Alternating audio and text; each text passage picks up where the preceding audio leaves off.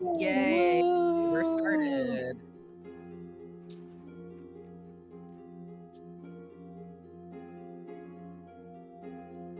Yippee! Oops, excuse me.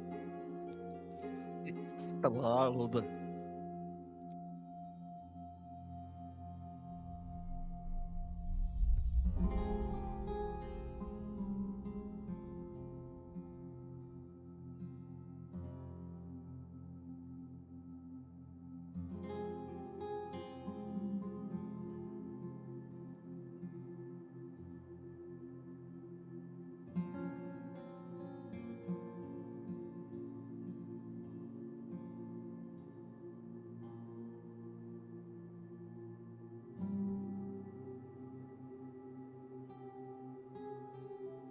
Bah. Bah.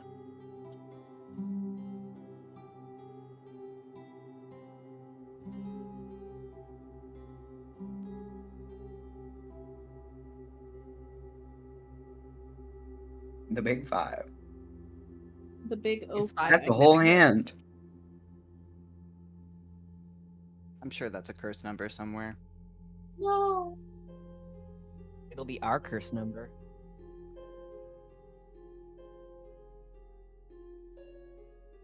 Oh. 42. That's a cool song.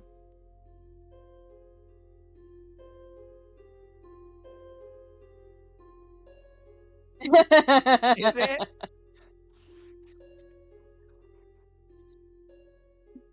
I am Klaus. I'm playing Griffin. She's a devotion paladin. I don't think I've ever revealed what oath she had.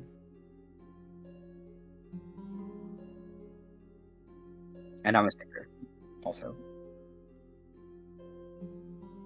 Hi, my name's Hi, my name's Morgan. I'm playing Matari Nightfall, Tiefling Warlock. Hello, I'm Jesse. I'm playing Hira, a monk rogue. Yeah, no problem. I've been fucking with my audio all day today, so.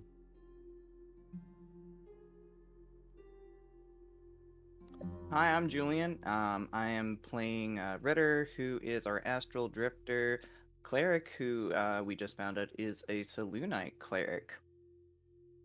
Oh, that is true. Also, it's 46 in 2 for the Tool song.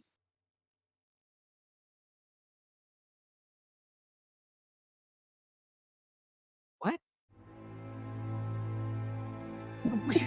What the fuck is Chicago?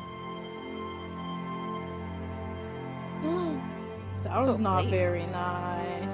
Chicago. I'm Taylor. I play Mordecai, a Monster Slayer Ranger. And the best episode of Victorious was the Chicago one. Hands down. It's because I'm a Zoomer. Klaus and I are Zoomers, you see. There was probably a better episode than that one. No, Arguably. no, Is this a Disney Channel show? no, it's Nickelodeon. Nickelodeon. Victoria Justice, yes. Don't doubt my knowledge. Jeb, remember we watched a very sad documentary about it. Yeah, I did too. That was Drake awful. Bell came to my high school. Watching that.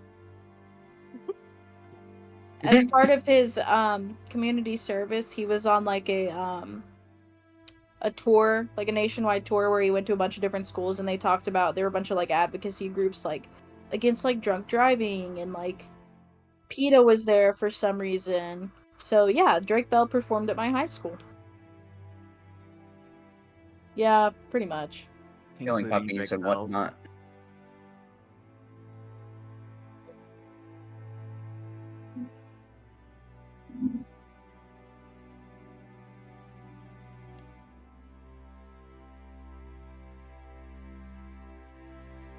So basically, what had happened?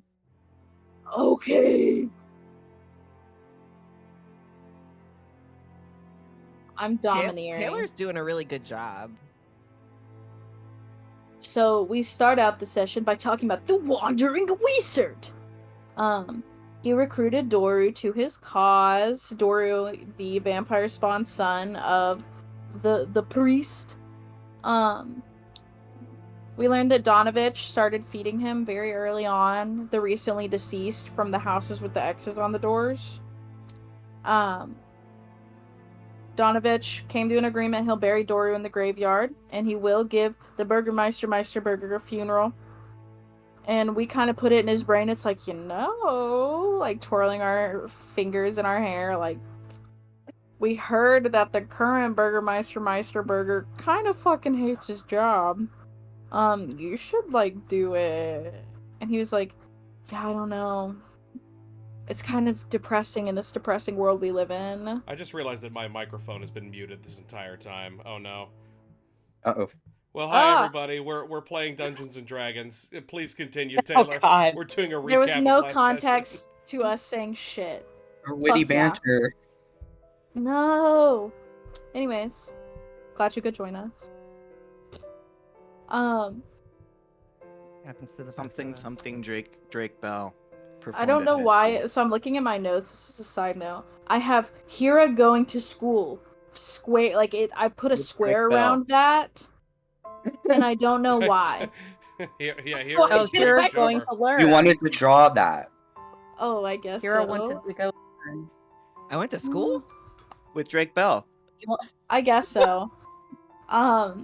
Griffin, on the way back to the Burgermeister Meisterburger's mansion, Griffin was like, because I'm a ray of sunshine and I love everybody and I love life, I'm gonna stop and talk to the mean, racist pie lady. And Griffin even ate a pie because Morgantha was doing the whole, oh, you're too sweet, take a pie. It was free. It was Take the free. fucking pie, and I'll give you a Free second one fucking on the pie. road. It's free like- for now. It's free for now. You'll pay with your blood. Morgantha was like, oh my god, you're so sweet. And she was like, yeah, I also kind of sell psilocybin mushrooms in pies sometimes, so if you ever need a hit of that, just let me know. And her daughters make the pies south of Valaki. So that put us a pin on the map. Ritter also, in sort of the same time period, went to talk to the 3 Vistani sisters. Folks are wary of the Vistani because of old legends saying that they support Strahd. Some could, though. Some could support Strahd, but not all of them. That's reductive. They like her. Oh god, my handwriting gets really bad here. I wrote Madam Ava in all caps in a different color. So whatever that means. And That was the Vistani lady gave Ritter a tip to go visit Madame Ava. thank you. You will get 10% of my inspiration point. Oh, thank you. In the meantime, too, Mordecai is harassed by a man named Bildrath who owns a mercantile shop for sitting on a bench, which is not free. Fuck you, get off the bench. So Mordecai's like, fucking fine, I'll go into your goddamn shop, and everything is wildly overpriced because he's a scalper. And he's got Periwimple there. I love him. Periwimple, if any of you guys are Adventure Time fans, is just like Sweet Pea. Very large boy, very sweet boy. Sweetest ever of all time. And Bildrath is mean to him. Yeah. But Mordecai did strike a little bit of a deal with Bildrath that if he brings a wolf pelt or meat from a wolf, Bildrath will pay him. Because he has Periwimple to feed. Kira, during this time too, makes contact while looking at the X's on the houses and counting and all that with somebody in one of the houses. They're alive, but they do not speak. They gesture. Kira's like, okay, come out, silly. And they just point to the door. And Kira's like, okay, Yeah, like, that was weird. you can open it. You could do it. And they're like, no, no, no. And they make the X motion with their hands. So that was interesting. Kira and Ritter also have a moment later when we get back to the Burgermeister Meisterburger's mansion. And Ritter here's like, hey, so one of the only things I remember is this storm cleric, like, calming a wild storm on a boat I was on, and turns out that that's actually you. Crazy that. Crazy. And Ritter's like, oh my god. So like, I'm not insane. And Hira's like, no, neither of us are. Yay! At some point we also find out that Ritter is a cleric of Saloon.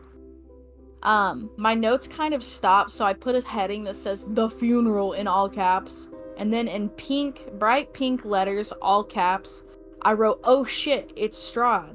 And then I wrote, Ritter stabs Strahd, surprised face.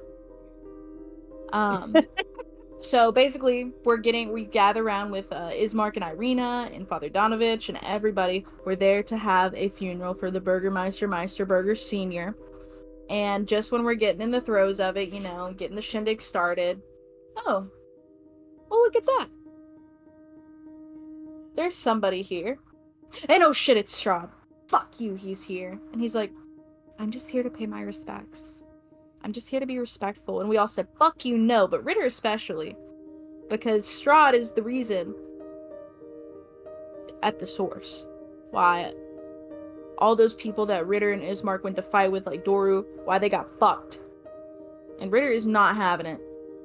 And Ritter actually stabbed Strahd with his spiritual weapon. That surprised everybody, actually, so... Ritter critted. Round of I applause. can see it. I can see it here. It's still in the chat. So yeah. I guess we're finishing a funeral and facing the consequences of our actions. That is correct. Thank you for the recap. Please take yourself a point of inspiration. Quick question for Taylor. No. Okay. Did you write the words surprised face in your notes, or did you draw a surprised face?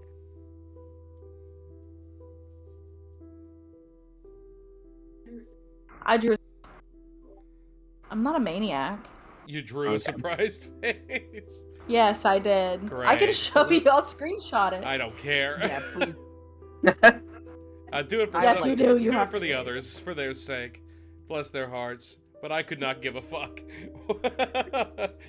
All right. I will. Can I add real quick Yes. that Matari did have a pep talk for the siblings? That is true. Yeah. So you went back to return Yes, the card, yes. and you. Why don't you go ahead and tell whatchamacallit? I'm so sorry, Morgan. Yeah. Morgan, you go ahead and tell everybody what's going on. I mean, Matari just went back. Everyone else was exploring the town. They went back to the siblings, and they pretty much went to try and smooth things over so it'd be easier to get Irina out of the city by like saying, don't think of it as running. We're just researching how to kill the devil. Yes. Yeah. And then they encouraged her and taught her how to do a bit of smacking with quarterstaff, even though they're not that good at it Yes. themselves. And Matari Try suggested to get- that. Oh, Go ahead. sorry. No, it's yours. No, you're It's good. yours. I'm stealing your thunder. You steal all my thunder. It's fine. No! They pretty much also tried to like get Ismark to kind of stop moping around, but they rolled a 13, so he's still gonna mope for a while. So yeah, Alright. that's my take on it. Very fucking epic. That is awesome and cool. Thank you very much. Alrighty. We are going to jump back in pretty much exactly where we left off. The carriage that Strahd is riding in moves off with Rahadin behind the reins. And everybody is left in a kind of stunned silence as to exactly what to do. You can see on the ground where Strahd was standing the very tiniest driplets of blood that ran down to his feet. What does everybody want to do or say? He wasn't. Go ahead. He Sorry, go wasn't. He's alive. He's not Yeah. undead. He didn't smell like it. What the fuck is that? I don't know. Ritter, you made him bleed. What's Yeah. happening? He's still standing. We could have. We still need to do other things, but I'm sorry, okay? I shouldn't have done it, but No. Don't he apologize. walks forward back towards the place where he marked the blood. In my priest pack, do I have vials? I want to try to collect this blood any way I can. Ooh, Mordecai, if you do not, Mordecai has the empty holy water bottle. There you go. There you That's go. what you would have to use. Okay, Mordecai will let's use crouch that. down next to you and rifle in his bag for but a moment and pull out the empty vial. Okay. This feels like a creepy stalker thing. Well, I kind of just want to get that out there. he's the creepy stalker, and we're trying to stop him, so gotta do Ritter, what you gotta please do. tell me you knew that was gonna work. No, I thought I was gonna die. Honestly. Oh, lovely. I mean, And with the rest of us? well, I thought I was gonna die, and then he was gonna be like, oh, well, I'd make a big example of him, and then he'd laugh and be like, well, I'm super strong, don't try anything, guys. And then he would just kind of shrug it off, honestly. That was kind of what I was hoping for. I didn't know about the other guy, the elf guy. Everybody roll me a history check.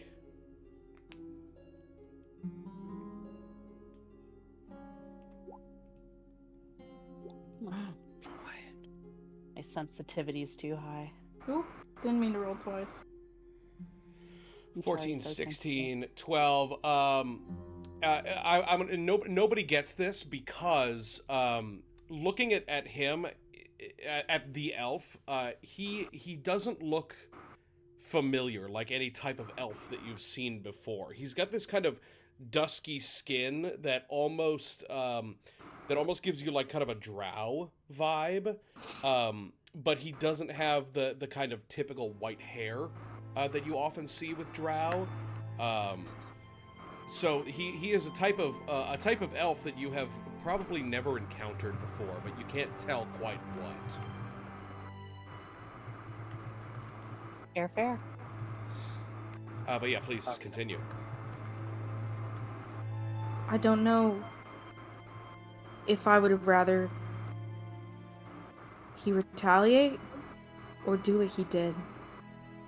I think I feel worse about him just leaving. Well, if he does do anything, and he picks up the bottle if you let him. Yeah. Okay.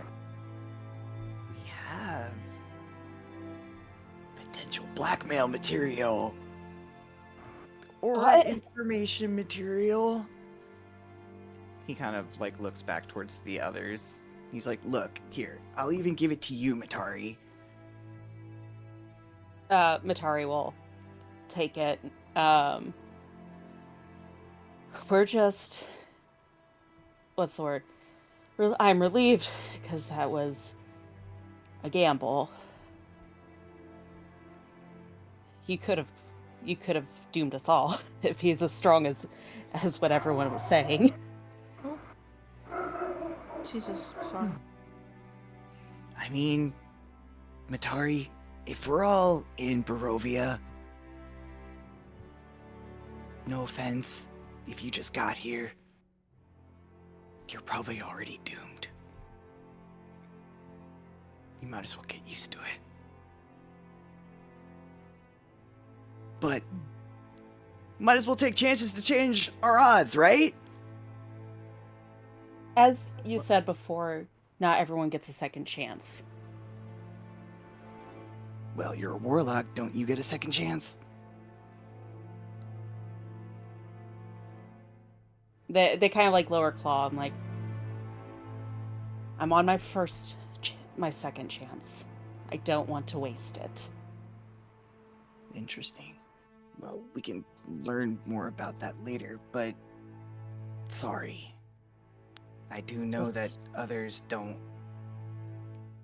And he kind of like looks towards like Mordecai and Griffin and this he stops at Hira, and then he doesn't know what to make of Hira. And then he goes, "Have you died before?"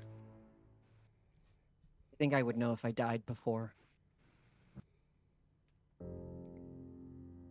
Okay.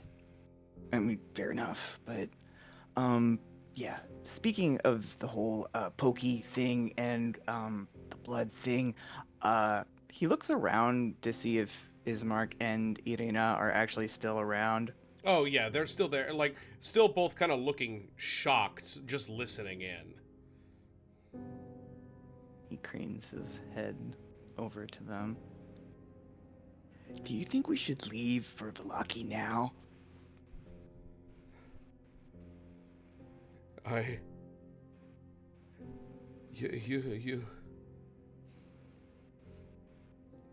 You said he wasn't undead.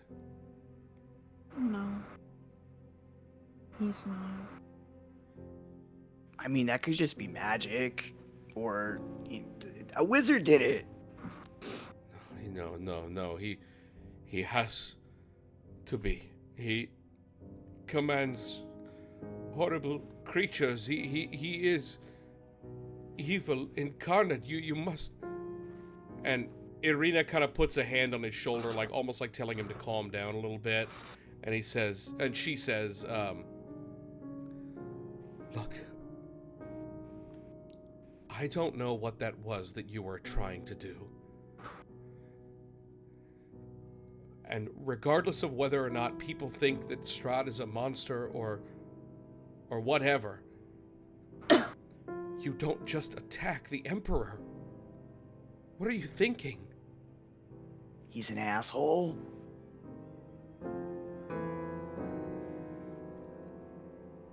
She just like kind of shakes her head and is a little bit incredulous at this, and Ismark says, he's right. Ritter was just trying to protect us, right? You were just trying to protect us. I mean, yeah. I'm not gonna do it again. Like, unless he actually is gonna, like, blah at you. He slaps, like, his side, like, with his one hand. Jingle. I don't know if we'll get us. Go ahead. Oh, sorry. I fucked with my sensitivity. I don't even know if we'll get us. You Do cut something. out again. Fucker. Hang on.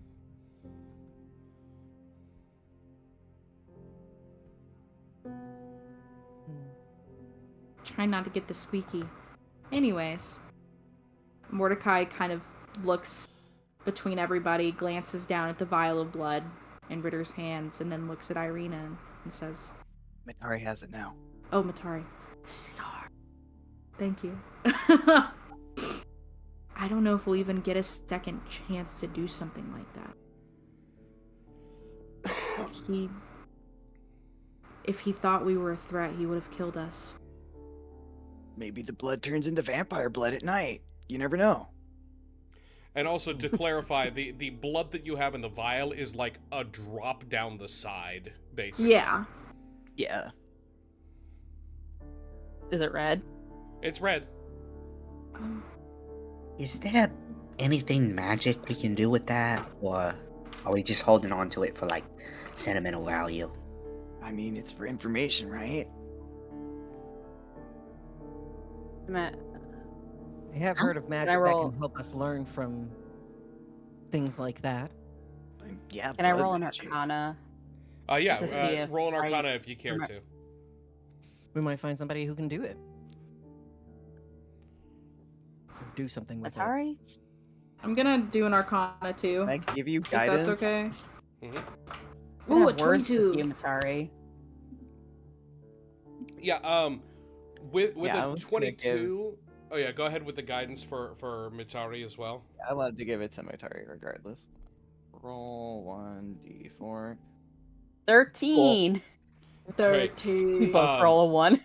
Well, with Destiny. a 22, definitely. You've spoken. Actually, Mordecai, you kind of you have a flash of a memory, where your mentor talked about the various ways to track these kinds of creatures. The more powerful they are, the harder they are to pin down, unless you get something of their essence.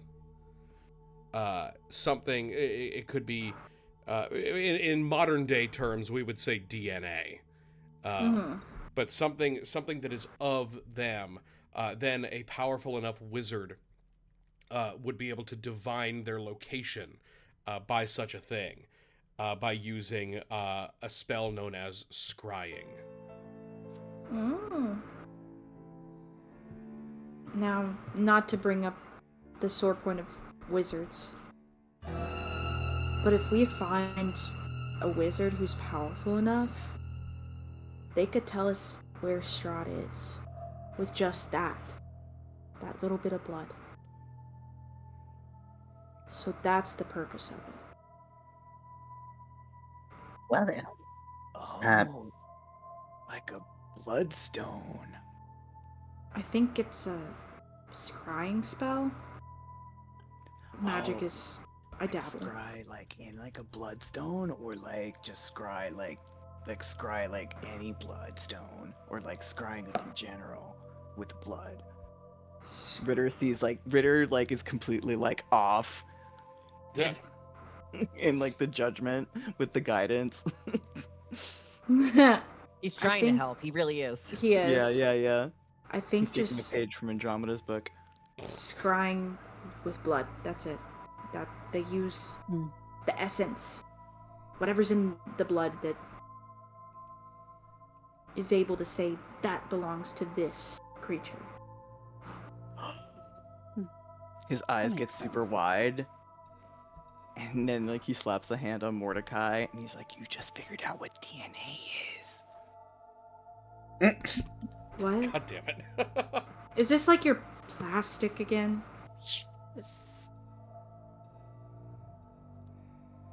Never mind. No, you do you, dude.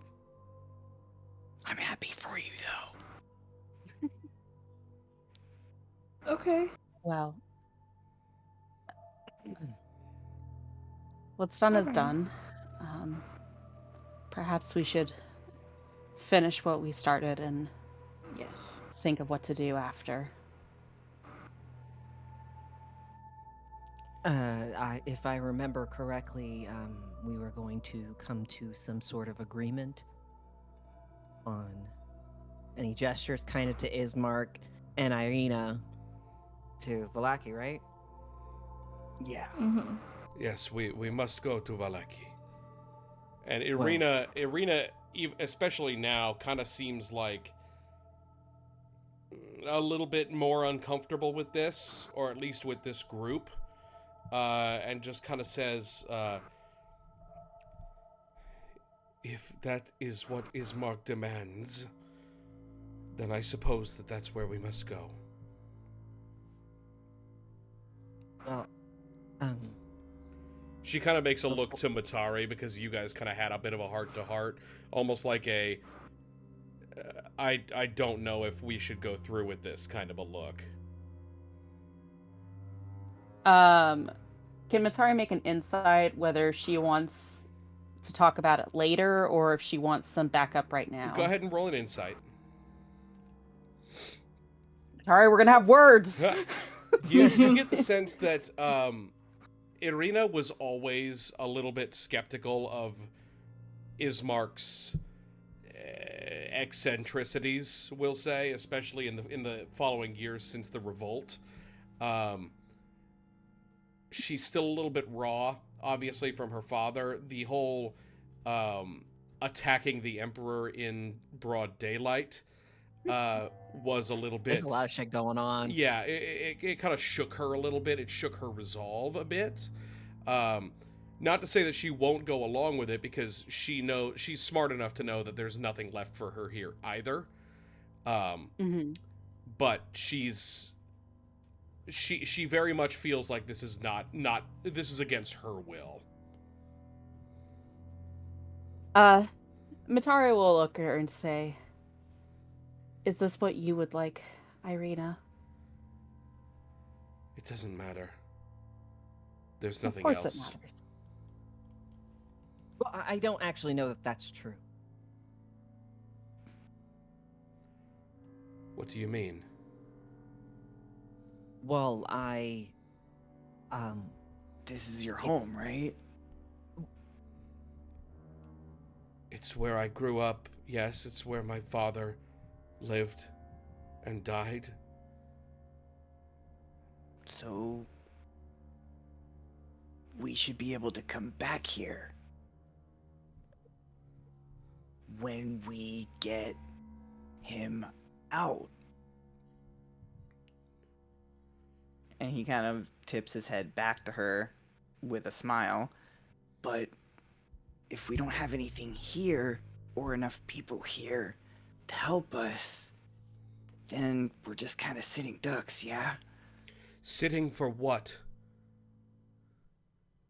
Well, Do you Peter, honestly how many- believe that that man is as evil as you say that he is? All that I've seen is us revolting against him. I know Well, what do my you father wanna- used to say. I know what you all thought, but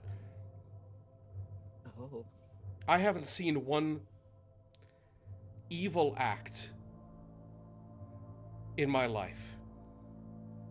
Neglectful, perhaps. Was it because you were allowed to go outside or not? We're all stuck in these mists. No, I mean like outside, like to go outside maybe to the castle. We have no business going to the castle. My father said that he had petitioned there a few times, but to no avail. Did you ever want to go to the castle? I want what's best for Barovia. And what's that? I don't know. I might know. I don't mean to monopolize the conversation. Imatari's kind of like glancing at Ismark before looking back at Irina. Irina, could I speak with you alone for just a few minutes? And they're kind of like looking at Ismark as like I just don't want your brother hearing. Kind of trying to signal. Fine.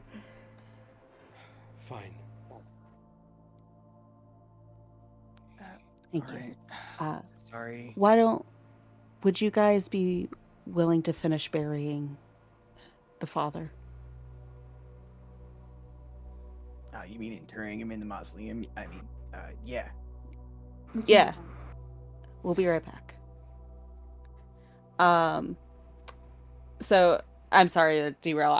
It's just a very specific question that I don't want Ismark around for. Yeah, sure. No, that's fine. Ismark looks a little bit worried, but you all basically are offering to help him, so he's gonna shut his mouth. But yeah, Mitari, you pull Irina off to the side, and she just kind of like, what is it? So your brother was very convinced that he has seen something around the house that he was convinced was that man. I want to know what you've seen, if at anything. What I've seen? I don't know. it might be my fault that Ismark even thought that in the first place. I mentioned once or twice seeing someone outside, but it was probably just poor Mary. I shouldn't have brought it up, but it sent him into a spiral, and he has been obsessed with trying to keep me safe ever since. I guess, to be honest, what I'm trying to discern is whether there is a threat or if your brother might be delusional. Ismark may be a lot of things. Delusional is not something I thought prescribed him, but he was just so devastated after the revolution attempt that I don't know what to believe anymore. Well, one thing we know is Doru did come back changed. So I think even if this man, Strahd, is not as dangerous as you think, I don't know, it might still be worth traveling to figure out what that was. Would you agree? I suppose so.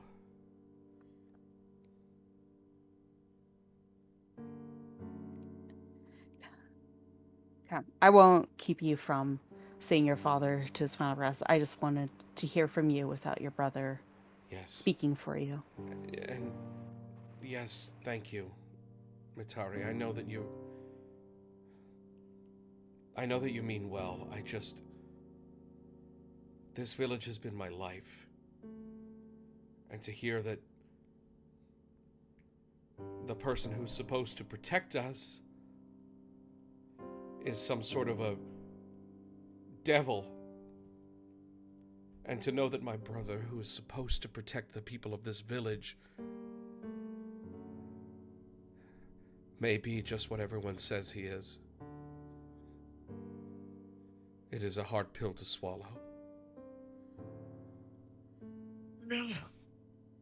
Yeah. And the more we go, the more we'll learn. I've heard some of the things that Strahd has said through the mouths of other leaders, so we don't know enough. Come. And they like put an arm on her, a hand on her shoulder. It's like, let's put it aside for now. Let's focus on your father, yeah? She just kind of gives a bit of a sullen nod, and you walk back to the burial site. Does anyone else have anything that they want to do here, or do we want to finish the funeral? I would like to finish the funeral. I just don't think that Hira would ask Ismark these questions during the funeral. It would be after the funeral. 100%. Yeah, that's what I mean. Is He has like a we lot of finish the questions, ceremony yeah. and then we step outside the church grounds and continue the Yeah. scene, basically. Yes. Okay. I'm okay with continuing. Yeah. No, that's great. That's fine. You guys,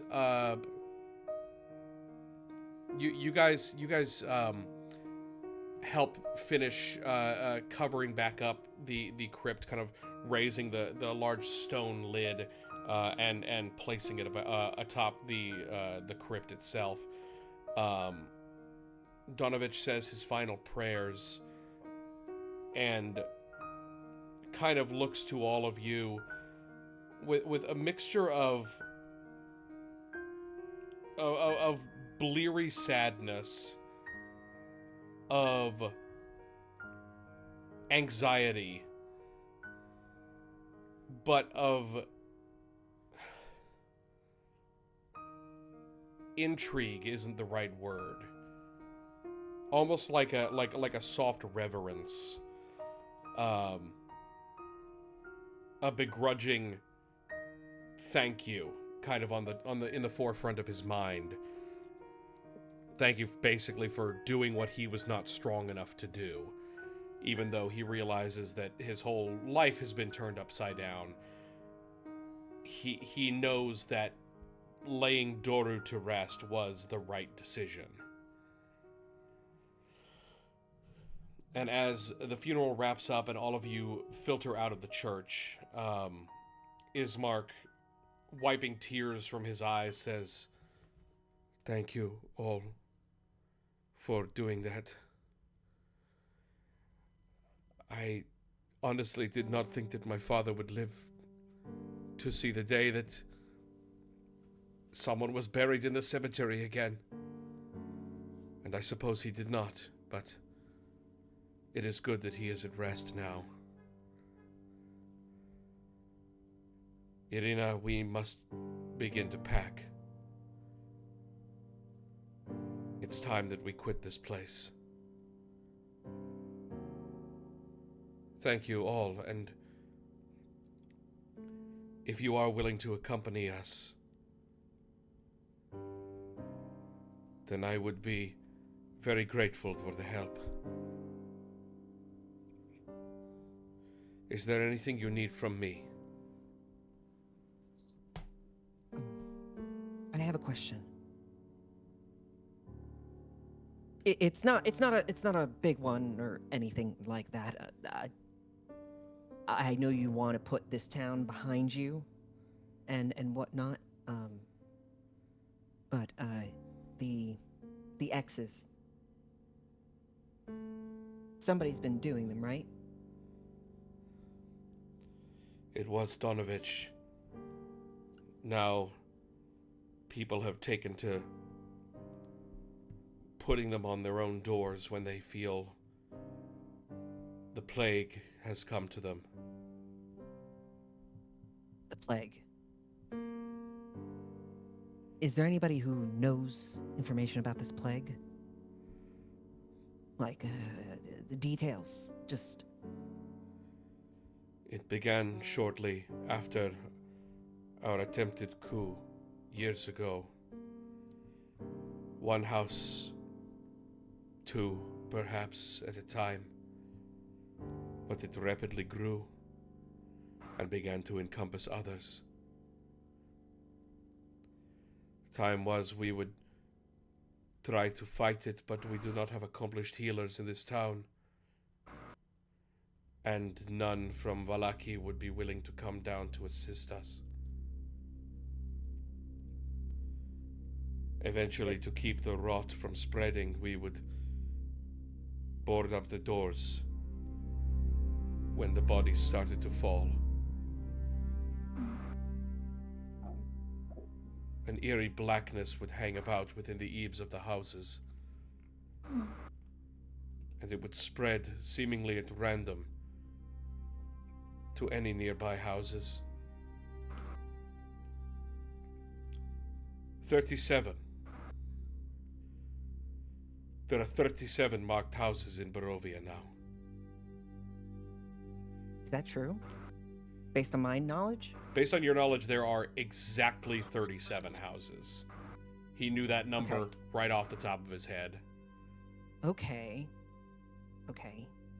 So, at least since he's checked out, nothing has changed. As far as he is aware, and as far as you're aware, there are no new houses. But he said the one that you found was marked less than a week ago. Less than a week ago. Okay. Do you... I'm sorry. Again, I know this is a... Are the people inside the houses still alive? Those who willingly inter themselves do not often last a 10-day. When the rot has spread that far, they know that their own fate is sealed. There are corpses in those houses. Infected. And what does that rot look like? What does the disease entail? It is hard to quantify. There are eerie, an eerie darkness hangs over the house. It is more like a curse than anything else. And the people themselves become pallid, become sore, become unable to sleep. They walk and they shamble until exhaustion takes them, and they die. We have come to call it the waking death. I don't know why, but that probably gives a little bit of a shudder for Hida. But Mikey, I know that, right? What's that? I know that term, right? Roll me a history check. You're good. It's one of those like, wait a minute. I'm not sure if we discussed out of character. We'll have to talk out of character about whether or not Mitsari You're has good. I'm heard of looking that for it. before. You're good. You're good. okay. Matari, we're gonna have words. Mm-hmm. Okay.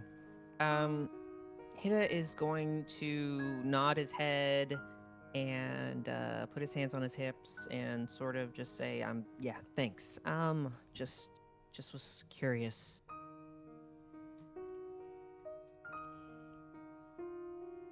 Are you all still willing to come with us to Alaki?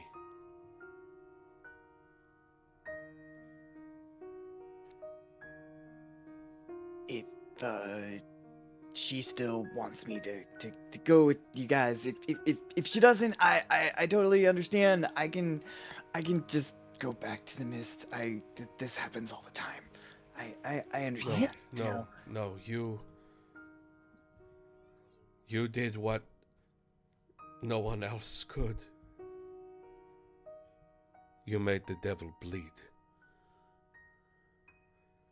I do not know how he is hiding it from all of you, but he is the monster that I know he is.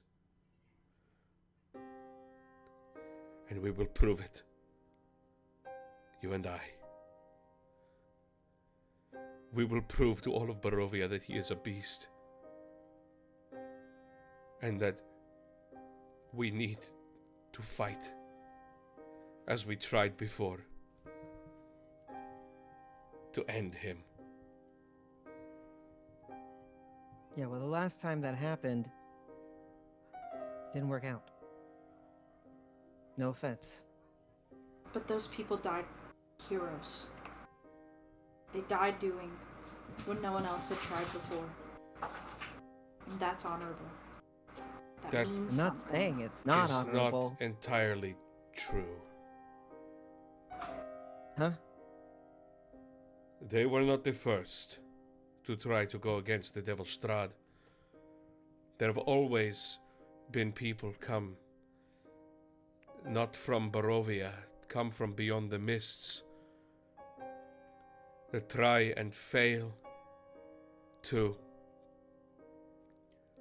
make their way to the castle. And all of them have died. A great many of them are buried in that cemetery. Some say that on certain nights you can see their spirits attempting their hopeless march once again. I have never seen it before, but there have been generations of people trying to destroy the devil. And none of them have succeeded. But they do not have the benefit of the information that we have. We know he can bleed. We know that whatever he is doing to hide his true nature, we know that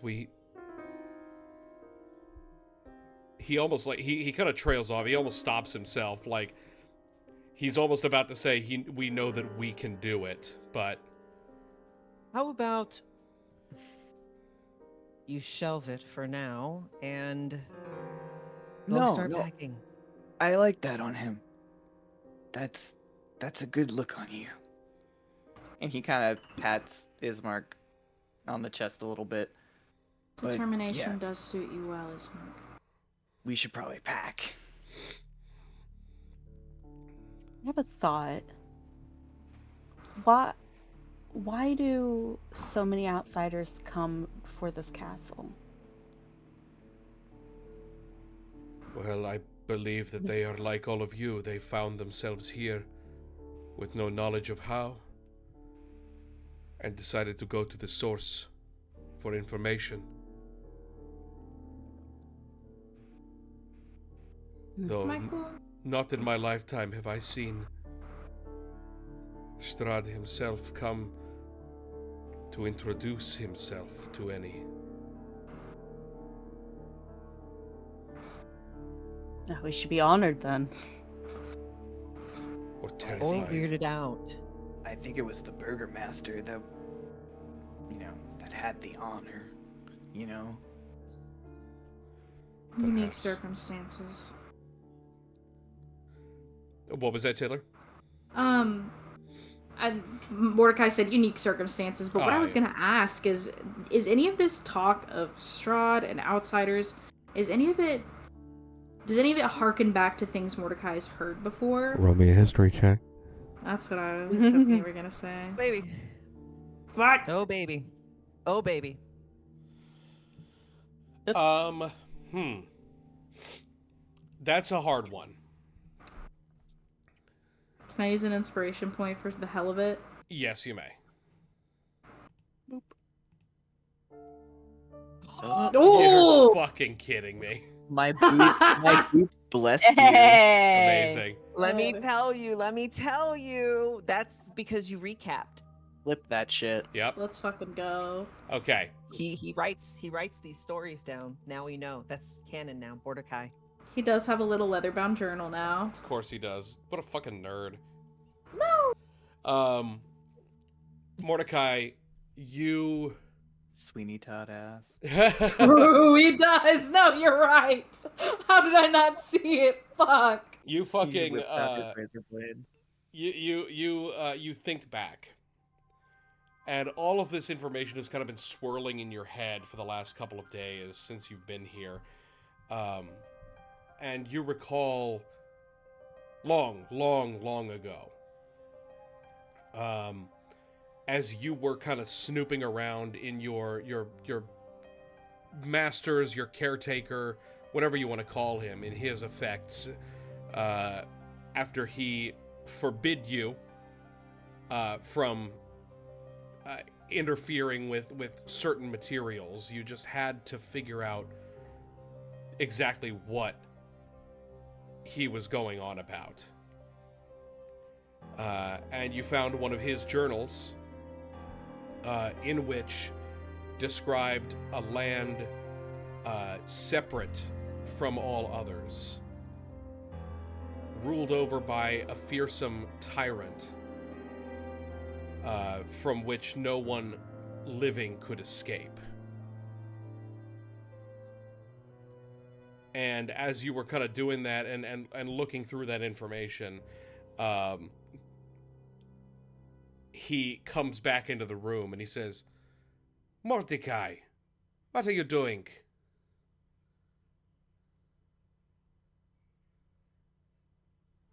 Can you hear me?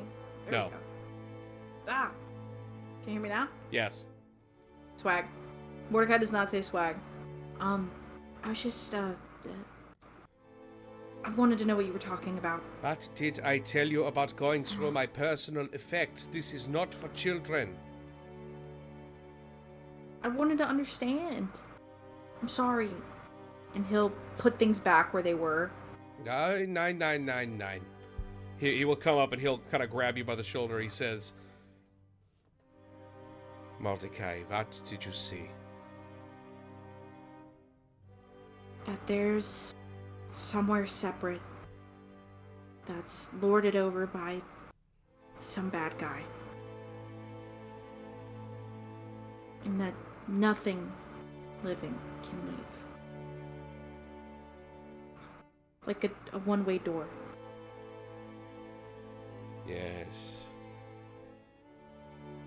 It has ever been my endeavor to prove that this place exists, to learn of its whereabouts and how one might make its way into the mists. The mists that kind of tickles the back of your mind as you remember this. And he says, Mordecai,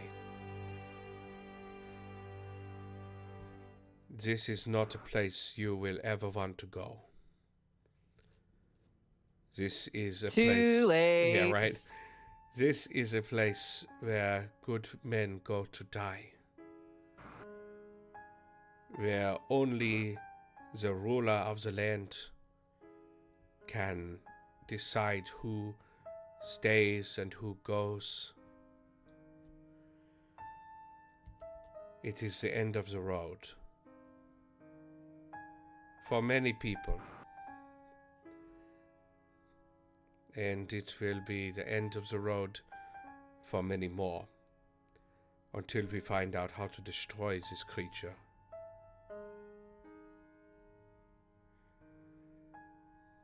I have made it my life's mission to do this,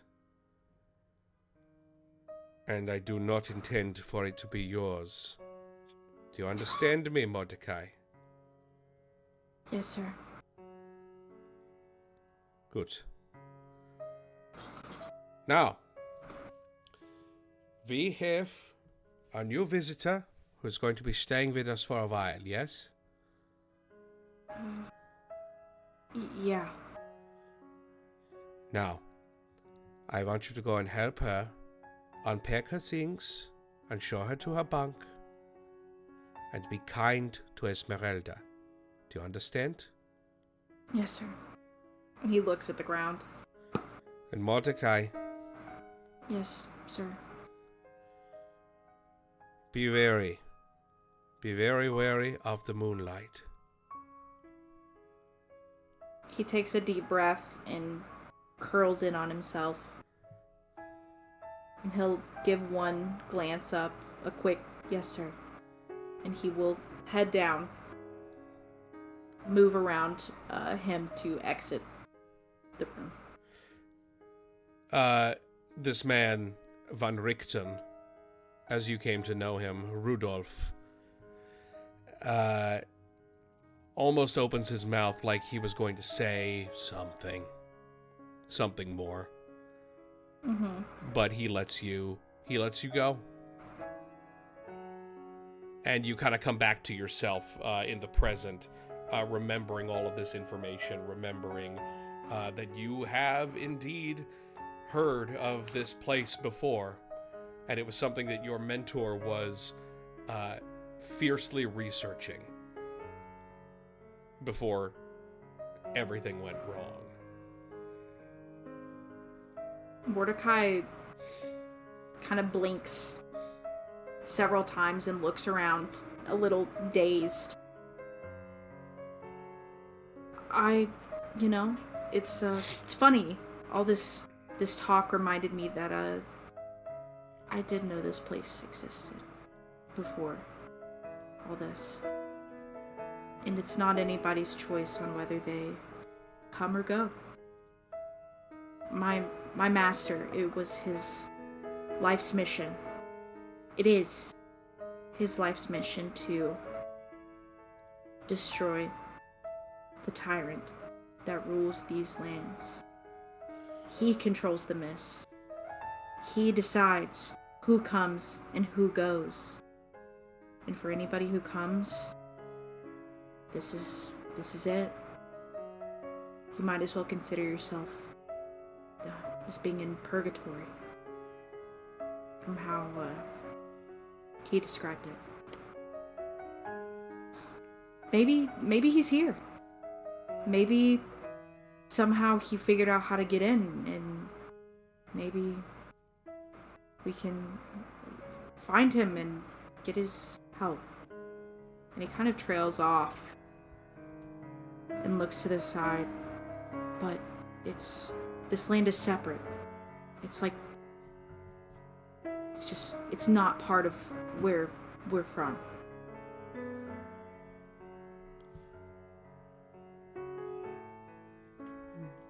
We're not in Kansas anymore. Yeah, and he'll give a wary glance to the sky.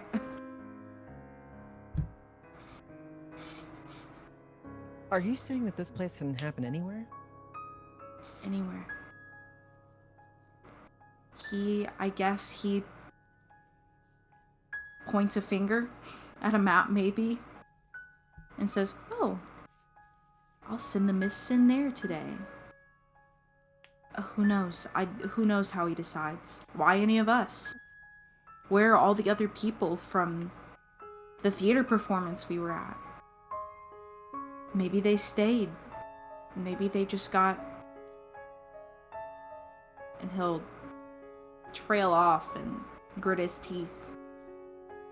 Maybe they got eaten and he kept us alive to play with us. Or something. I don't know. Okay, I don't really like that line of thinking. I don't think that is necessarily true. You don't know that. We need Well, to figure I out do what know happened Ritter. to our friends. You know.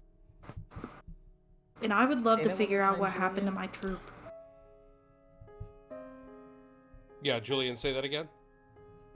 Ritter just said, you know, we need to figure out what happened to our friends. Right. And, you know, but that's if- just something he always says. But if we were able to find each other, then it doesn't... And we were both taken by the mist at a completely different place, then it stands to reason that maybe the people did get snatched, but they're in different places. They could be in the other towns. Wait, you mean that the one person that I should have asked where our friends were, I didn't ask? No, Bloodlust. you stabbed him. Okay, next time he shows up, I'm gonna ask. I don't know if Oh, I'm he'll so I'm so sorry I stabbed you. Could you give me? You just please. Just some Maybe we directions. can- Let me know where you dropped off my Yeah, just friend. If he didn't, I mean, I'll probably stab him again if he ate them. I don't remember their names or what they looked like, but I will stab him again if he ate them. I think maybe we should start with what they looked like in order to find them a little better. I mean, he probably remembers. Hira's going to nod his head even if he doesn't. That is the correct answer. Yeah. Roll me a history check, Hira. But as you roll the history check, I do want to have Ritter say something relevant that might help us in a direction. He'll say, when I did talk to the three sisters at the tavern, she offered us a halfway point on the way to Vallaki. It's a Vistani encampment, and they do card readings. And his head slowly cranes over the plastic rim of his outfit to look directly at Matari. Card readings. They're kind of like a perplexed. Do you know about Taroka cards? Do I? Let's just say yes. Just it's a spiritual practice where supposedly you can use cards to divine your future. Mm-hmm. I've run across a few fortune tellers in my travels. Been contemplating whether or not I've been wanting to pick up augury, but I haven't done it yet. But I've been thinking about maybe picking up pointers with this Madame Ava person that's at the encampment. But she might be able to offer us some pointers of what to do with dealing with Stuzzy. If we can't call him by his actual name, we'll just call him something stupid, okay? What did you call him? Stuzzy. Stuzzy. Mm-hmm. All right. Yeah, it's like one of these things. And he grabs a stick God and he damn it. starts drawing the S. The S in the sand. You know, like the Stuzzy. Yeah, The the st- the the S. the S. The That was S his that's song. everywhere. The school S. Is that what that is called? It's called a Cool. It's Stussy. called Yeah. it's called Really? Stussy. It has a Mhm. name? Yeah. Yeah. I guess And he's we're like, It has yeah, been so- named. Therefore, it has power. It always had power. So now you can imagine Curse of Strahd with Stuzzy. Shut the It's fuck very up. cute. So are you gonna redo the logo now? Like No. Symphony of Stuzzy. And the S, But all the S's are replaced by it. regardless of whether or not you want to dip in divination or whatever, we can go and see if they have information, or it'll be a good place for us to stop and maybe not get eaten by dire wolves or other things that I may or may not have gotten eaten by out in the wild. It's fine. I mean, I Yeah. don't see why not. These, those three girls seem to have been around for a while. So why not? They gave me Why not alcohol. take their advice? They gave it to you. Oh, generous. Well, I mean, I had some of my own, and then they gave me more. They were very nice.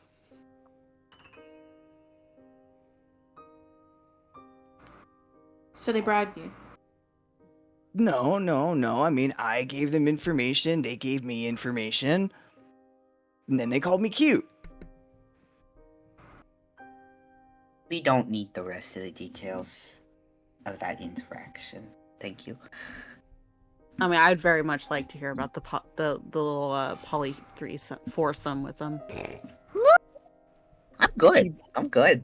He blinks. He's like, "What? I mean, I didn't." Ah, you're no fun.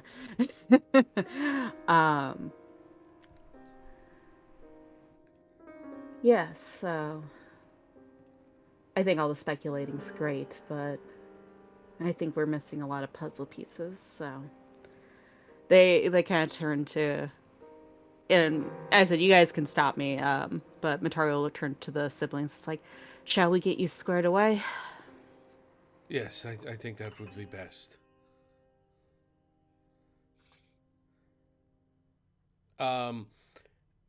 We'll talk about what we're gonna do in just a second. Hira with a 17 history check. What do you recall about your crew? Okay, I get to pick? Pick something. Okay. It's a pirate crew that travels along a chain of islands. And they're kind of scrappy. Yeah. I think the one thing that you do recall is the captain, who was a bear of a man. Massive, massive figure. Easily 7 foot. Easily. This tall, broad, half-orc man with his hair in long waist-length braids. And an odd fractally tattoo or perhaps some kind of a scarring on his right arm. This wonderful, charismatic figure who inspired the whole crew. And you never caught if his name meant anything more than just this, but he went by V.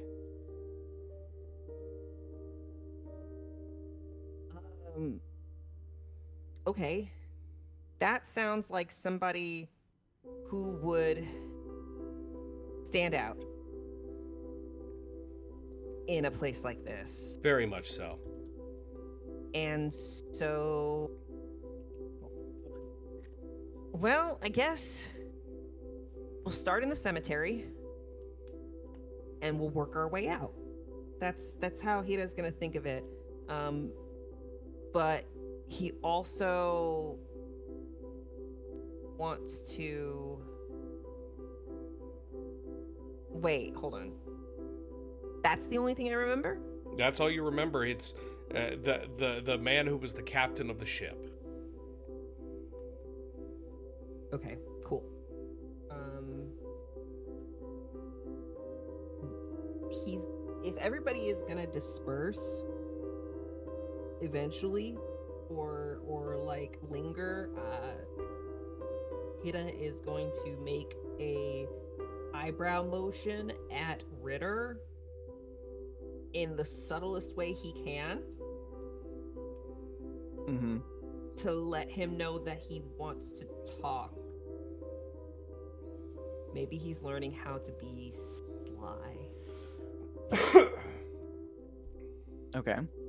It's hard to he's trying hard to be subtle, but it's not subtle. Do you want to roll for it, or do you just want to do it? I can't do it because my character image is just the same image, but if this was moving, the eyebrows would be going up and down a lot. Okay. It's like, So Kira, there- is your eyes okay? What do you have something in your eye? Um. No, I Need can see healing? just fine. I think he might need healing. I'll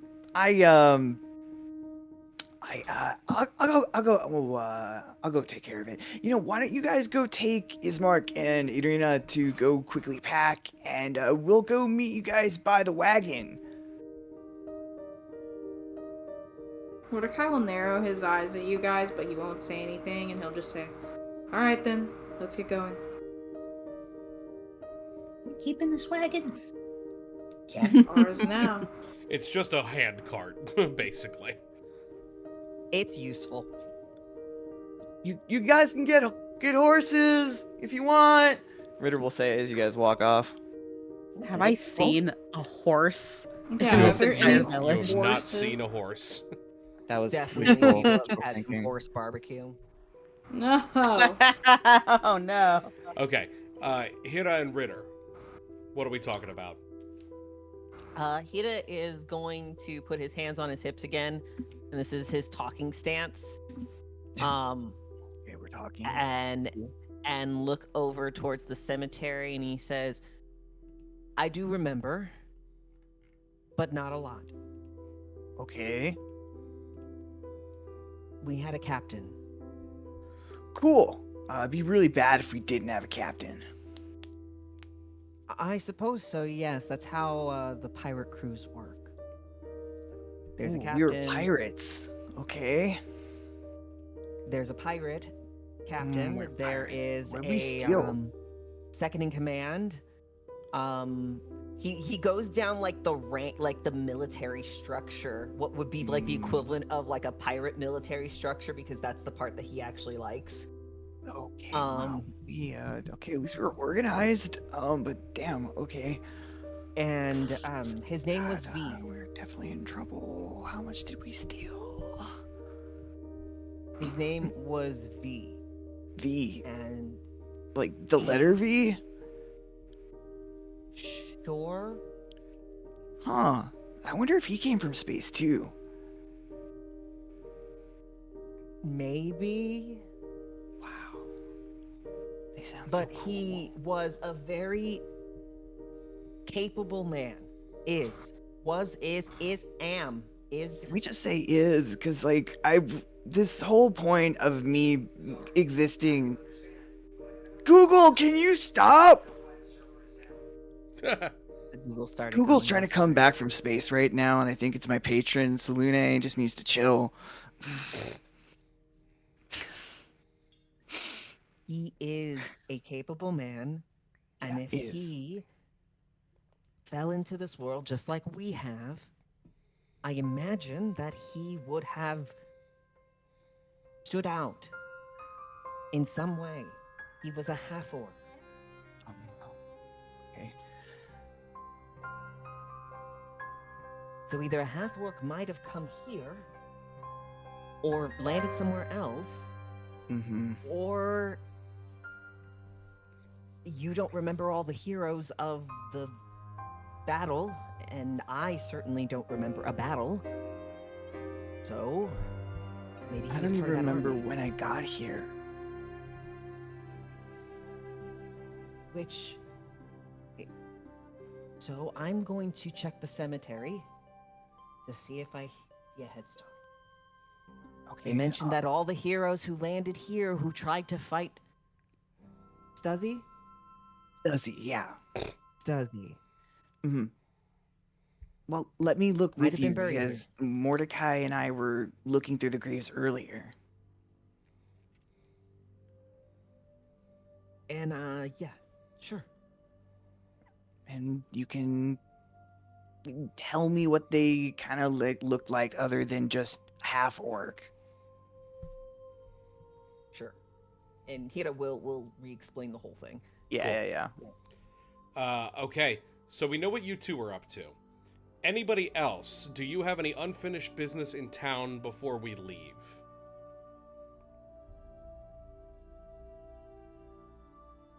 No, I think I'm good. Unless you're gonna purchase all that holy. Oh wait, the holy water is. You guys are gonna steal from the goods store. We have to wait until it's Uh, nighttime, silly. Oh. Under the cover Yeah. of dark. Uh, God. Could do if they were like Matari's like, do you know anywhere to get supplies? Not that I have gold or anything. The one place I found had exorbitantly high prices because he's the only supplier of things like weapons and holy water, which I was hoping to purchase. He knows he can get away with charging a lot, to say the least. Do you think Griffin- he's associated with those Symphony ladies? I feel like... No. He seemed pretty self-contained. Okay. Okay. Griffin, was there anything you needed to do Ask in your question, town? Griffin. Oh no, I was just gonna bring up that I could probably make holy water if I remember the process. It might take a night or two just to remember how to do that. Well, I've seen it done a few times, so surely between the two of us, we can get it blessed and all that. And there are a few different ways to do it too, from what I remember, so... I think what it comes down to for a lot of it is, feeling and, intention? That is how magic tends to work, as I understand it.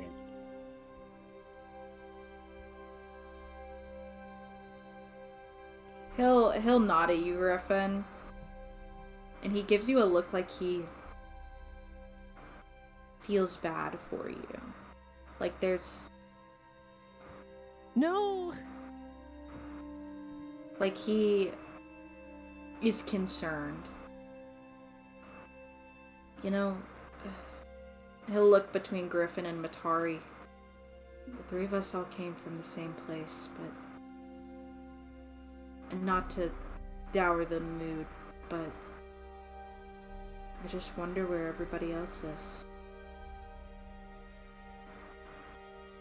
Well, I've been moving on the assumption they're still in the same place they used to be, so... Hopefully.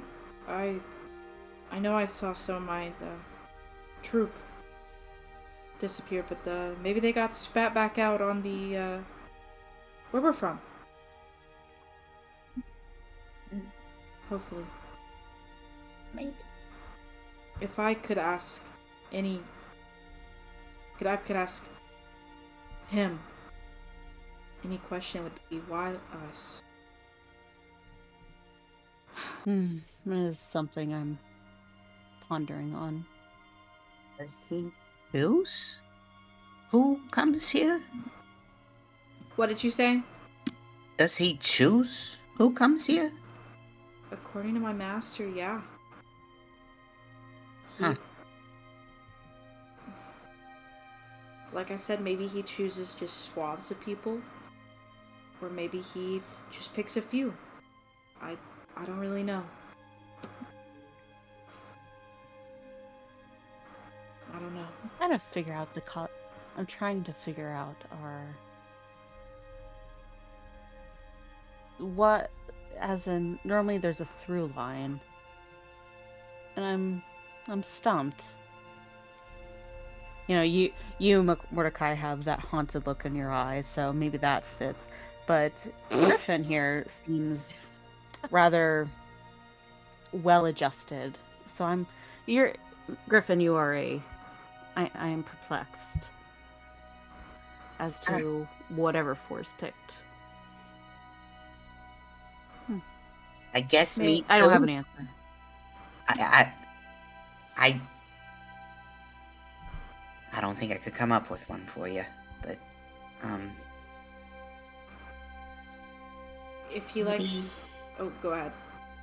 maybe it's just as like they needed one positive one, something like that. Mordecai will take one good look at you, Griffin, and say without hesitation, well, if he likes to play with his food, then maybe he wanted to break you. Okay. Damn that charisma. That negative Sorry. charisma. It's just... a lot of predators sometimes will play with their food. Yeah, no, I'm not sure I like this topic of conversation very much. Sorry. Well, He doesn't look very sorry. All that is to say is just your whole brightness and happiness thing, just keep it going. You don't want to give in to this world because that's probably what he wants. I wasn't planning on doing so, but Good. it's refreshing, Griffin. It reminds me of the troop in a way. I hope So that's a positive thing and not like a... Yes. No, what? Some people don't like the groups. It's... You remind me of home. Oh. That's awfully sweet of you to say. Sorry I said what I said just now. I'm choosing to forget that you said that. Okay, good. Yep. I mean, they're hard conversations we're going to have eventually, but I wouldn't let it bog you down too much. All right. Trying to keep my head up. So, do we have anything? We know that the two are going to look at the gravestones. Does anybody else have anything to do in town before we make our way out?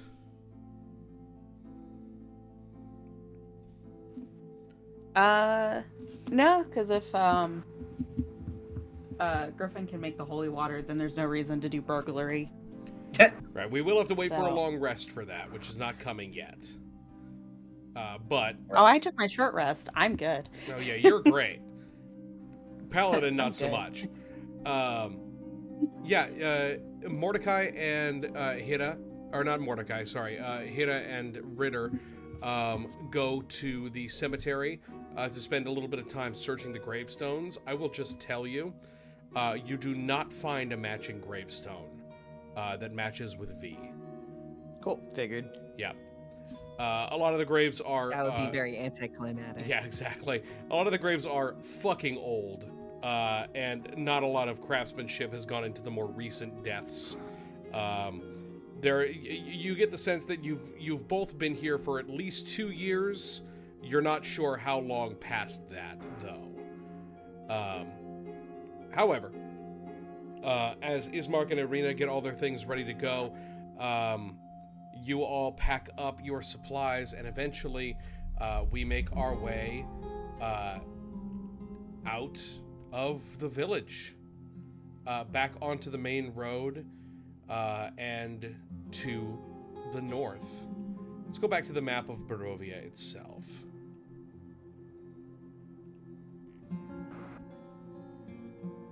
You find yourselves on the far east of the map, the village of Barovia, heading down to the southwest, crossing the Ivlis River and moving on to the west. Now, on your journey on the road out of the village, you find yourselves crossing a rumbling stone bridge over the river Ivlis, following the road to the west until you reach a small crossroads.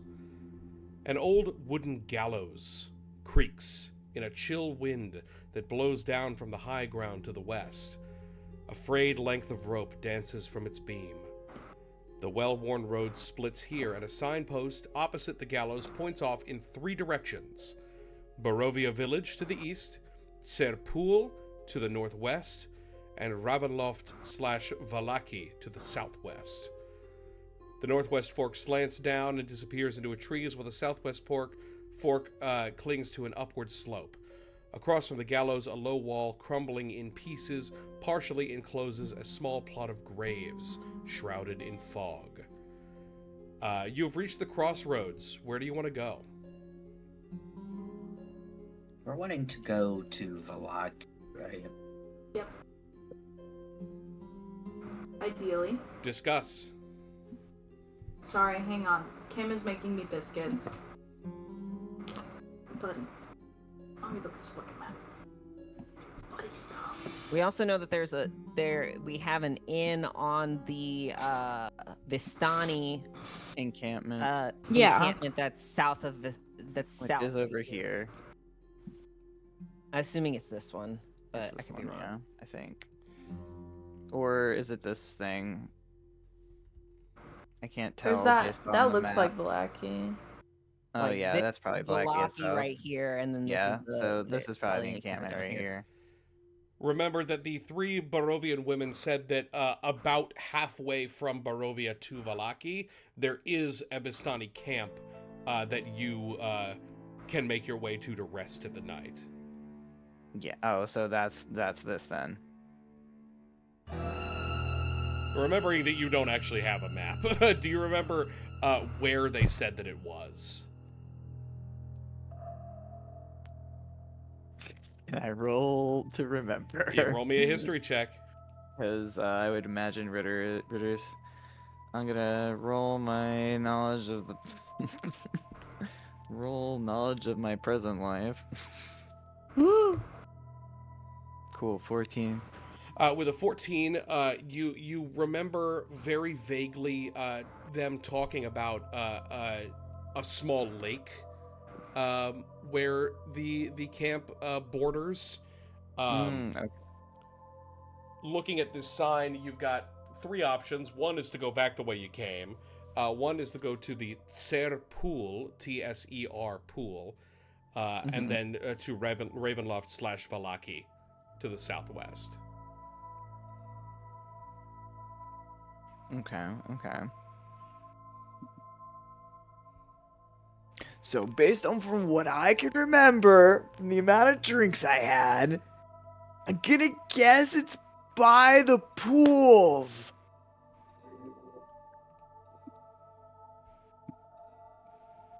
Oh wait, yeah. We just have to believe you then, I guess. Because the worst case scenario is we come back and go the other way. Or we just keep Also- going to Valaki. Or we run out of food. I can take care of that. Wow. And I can always purify icky food. Can't do. Mm-hmm. We have a I'm lot like- of the same skills. You know, you're probably better at this kind of stuff than I am anyway. Or maybe we should consolidate some of those skills just in case. Oh, yeah, I mean, yeah, you're probably better at it than me. Wait, what? We are going to Valaki, yes? Why do we need to take this detour? To get information. From where? I don't. Were you not there when I mentioned it? We're gonna go get information, divine information. Oh. On the way, it's halfway, and we don't want to get caught out at night, right? I suppose, but how do you know this place will be safe? As I talk to people that own the tavern, and they always get you drunk nicely, so you can't complain. And he just runs. Oh my god. Oh, well, we lost Ritter. Mordecai will He's like run running down after like, him. Like he's just running down like past where it says towards Sarah Pools. Okay. Is everybody following Ritter? Mordecai will try to take the lead. Yeah. Can I roll a survival check to get us there? Yes, but put a pin in that for a moment. Aye, aye, Captain. What's your favorite terrain? Forest. You cannot get lost in a forest. Oh, swag. You're right. That is true. As you guys are walking, or running, for that matter, Ismark kind of hangs back, almost like as if in deep contemplation of something. Who's the furthest back to notice this? I would say probably Matari probably will, like, because they've been getting to know Irina, has been like they would wait until Irina followed before going off. Okay. Yeah, Irina kind of goes ahead. Ismark sort of hangs back, almost like transfixed on something. He's looking up at the gallows. And Mitari, as you kind of turn to figure out what the fuck's going on, you hear creaking from the gallows itself. Where there was nothing before, now hangs a lifeless gray body. The breeze turns the hanged figure slowly, so that it can fix its dead eyes upon you, as you gaze back into the face of Kolyan Indirovich. Its jaw hangs open as a voice hisses from within. Foolish coward, you've doomed them all. The body rapidly decays until nothing remains but a rot-stained noose hanging from the gallows. Ismark is visibly shaken at this. Did you see that?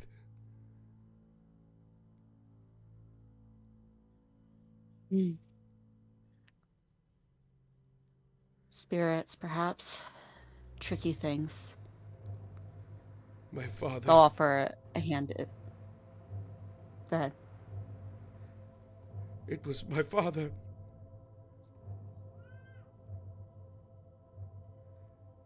Even he knows that I'm a coward.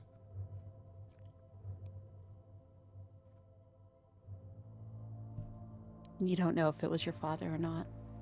Come on. Roll me persuasion.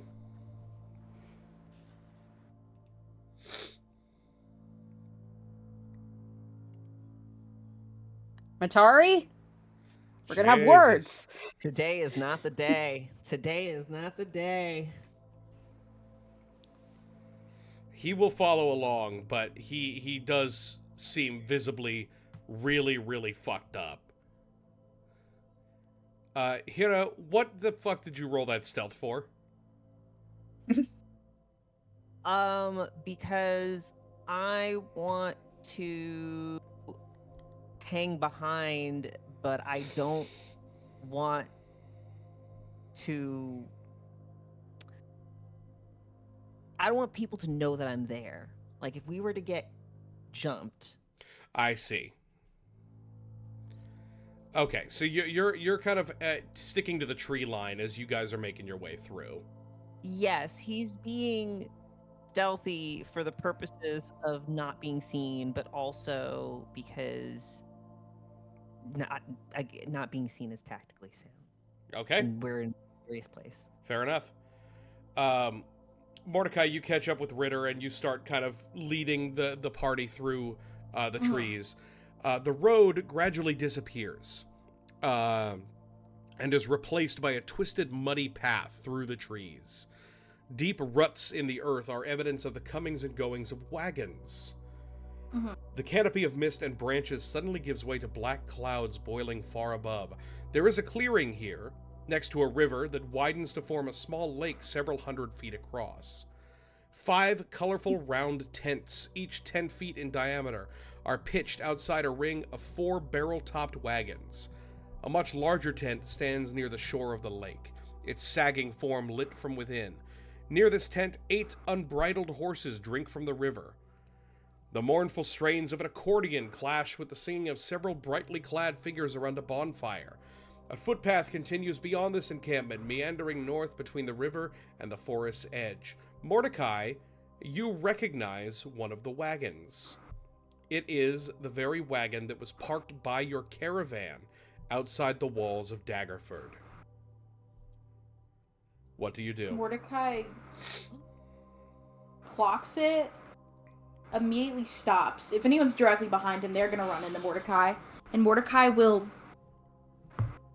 Okay, sorry. Matari, Jingle. Matari, come here. Griffin too. Come here. Oh, Do you remember that wagon? It was right What? next to my troops. The stage and setup. Yeah. Before we were taken. The Why one is it? Dirk was kind of perturbed at. Yes. Why are they here? Surely. What? We have to go talk to them. And Mordecai will start forging ahead. Matari will grab Mordecai's shoulder real quick before they go. I want someone else to know. Ismark saw something quite distressing at the gallows. He's not okay. What? What do you see? The specter of his father telling him he's murdered us all. Oh, that's nice. Gee, I wonder who did that. Not And he to. kind of just wanders back towards his mark. Mordecai will look at Griffin and say, maybe after we talk to the folks at this tent, maybe you could try talking to Ismark? Because he'll make like a... I don't know how to describe the gesture. He's like moving his hands in a circle, thinking. He's like, you're very comforting and bright. Maybe you can talk him out of it? Because I know if I try it, and he'll just kind of look to the side and trail off. I guess I could give it a shot. What did he see? In the gallows? Back when you both stopped? It was, after you guys took off, I was following behind with Irina. And yeah, I saw it. It was his father hanging by his neck, telling Ismark that he's murdered us all. So, as I said, I'm not sure how the land works yet, so not sure what it was. Probably But he's visibly not well. Yeah. But I guess we're just letting you know that he is more unstable than usual. It's good to all be on the same page as far as that goes. Yeah, thank you, Matari. All right, Mordecai surges forward. Doot, doot, doot, doot, doot. As they get closer, Mordecai will quickly scan the tent and see if there's any people he recognized, like the leader of the troop. You do not recognize any of your people, but you do recognize the storyteller, the man who kind of was regaling you with a tale before the performance began, sitting by the fire, kind of drinking and laughing with the rest of them. Right before they get like they're within talking distance of them, Mordecai will mumble to himself, like, "Fucking, of course they said they're from Barovia in their play." Just like fucking Pepe Sylvia, Yep. stress hands. Just mumbling to himself, "Fucking, of course, oh my god." And as they get closer, Mordecai will wave and say, "Hello, I didn't expect to see you all here." Ah, my friend! Welcome to our camp. Please come, sit, drink. And you have brought some other friends with you, yes? Yeah, oh, Jeff's Jesse. gone. Julian, are you still here? All right, let's continue and see if they jump back in. Yeah, we all just kind of ended up here. Me, Griffin, and Vitari here were at the show. And then the heavy mist and fog rolled in, and we're here. We're here. Ah, yes, I am afraid of this, yes, but you are safe, it appears, yes? You and your friends? Yeah. I haven't seen anyone else from the troupe or the performance. So it's nice to see you guys. Yes, please, come, sit down. You are welcome here, yes? Yeah, thank you. Go ahead. You and your performance said you guys were from Barovia, and I didn't really put it together until I saw your tent from across the lake. Not many people know of Barovia. It is, how you say it, very separate from other places, yes? Yeah. Included. Ritter, Kira, Ismark, and Irina, these folks gave a wonderful performance right next to my troupe. And they actually were attending my troupe's performance when we got taken. They're very good folks. So, were you all affected by that thick mist the same way?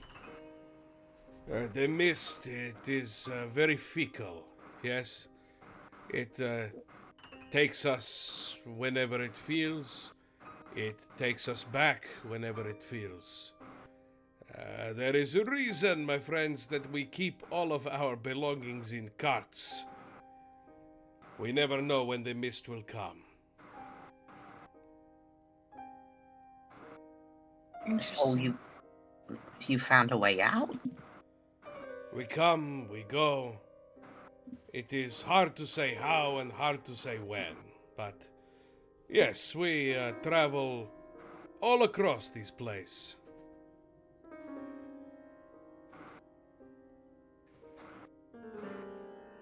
There's no specific way out, then. Sometimes you drive your wagon through a bank of mist, it's just mist. Sometimes you drive your wagon through and you find yourself Neverwinter. You know this Neverwinter, yes? That is on your place. Yes. Yeah. We go where the mist takes us. No more, no less. Mordecai's brow is furrowed, and he's He's thinking really hard about this. Do you know why? Or is it just at the whim of whatever, whoever? There is no way to know for sure, but if you remember my tale, there is a legend. Yeah. The legends say that, well, those who helped people back long, long ago, they are free to come and go as they please. Perhaps that is true, but you're saying that no one else go through the mist like this. That I am surprising to hear. We at least haven't found anyone. I mean, do you guys always get spit back out here? Do you always get brought back in the same place? Or is it kind of No. random? Not always, but we know this valley like the back of hand. We always make our way back to safe place. Mordecai will nod. So, and he'll look at everybody else. So, people from where we were when we got pulled can still be here. They could still be around. They Just could, in they other could. parts. There is one person who may be able to help you. Mordecai will raise an eyebrow. A great seer woman, Madame Eva. She is from whom we get all of these stories. She has been here for gods know how long, but don't tell her that. She can see the past, the present, the future, things that will be, things that may.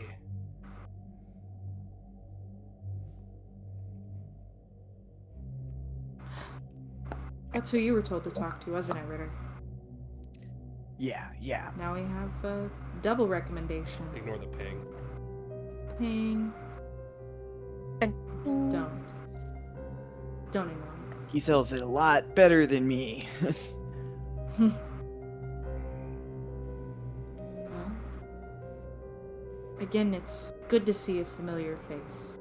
Another one. And he'll give a sheepish glance to Matari and Griffin. As you kind of look back, and Mitari, who's kind of like hanging back as well, Hira would hear this also, being kind of further back. Ismark is kind of clutching onto Irina's like upper arm a little bit, and saying, "Why would they bring us here? To this place? To these people?"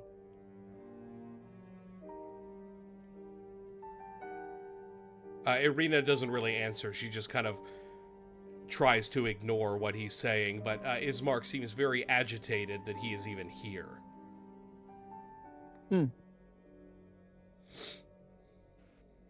Ismark, are you all right?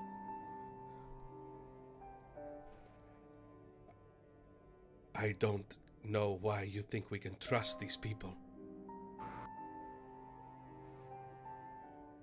They are servants of the Dark Lord. One interpretation. I've been told that generally Vistani are good to you if you're good to them. There is one who is very good to them. The devil Strahd. And in return, they steal people for him. They bring them through the mist, never to be seen again.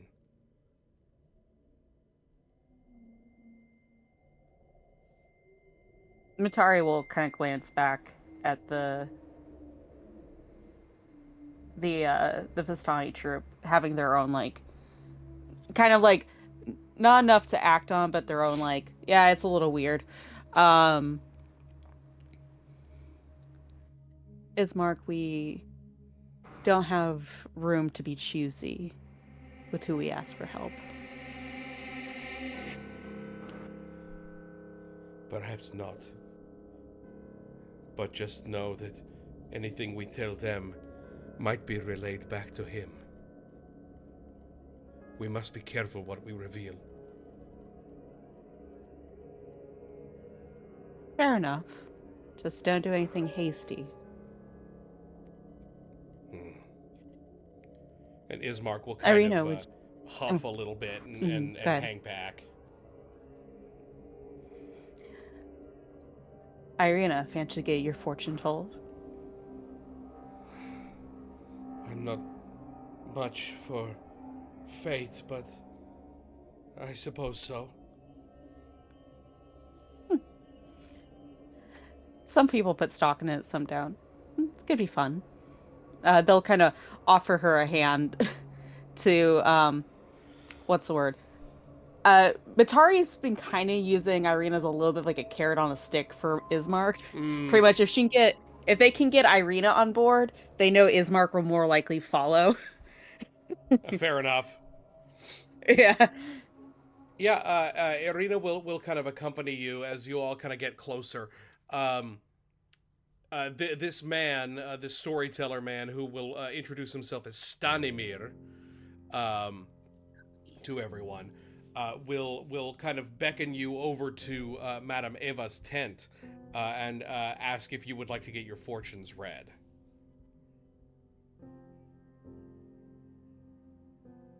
Might as well while we're here. Hira is Clank. going to pass. Understood. What is Hira going to do? Observe. I think he's going to observe because he's learned a lot in just listening to all these different like idle conversations, and he has to contemplate, meditate, if you will. So you're going to observe the fortune reading, or you're going to observe, you're going to stay outside in the camp? I'm going to stay outside in the camp. Okay. But everyone else is on board to go into Madame Eva's tent? Yeah. Mm-hmm. All right. Yup.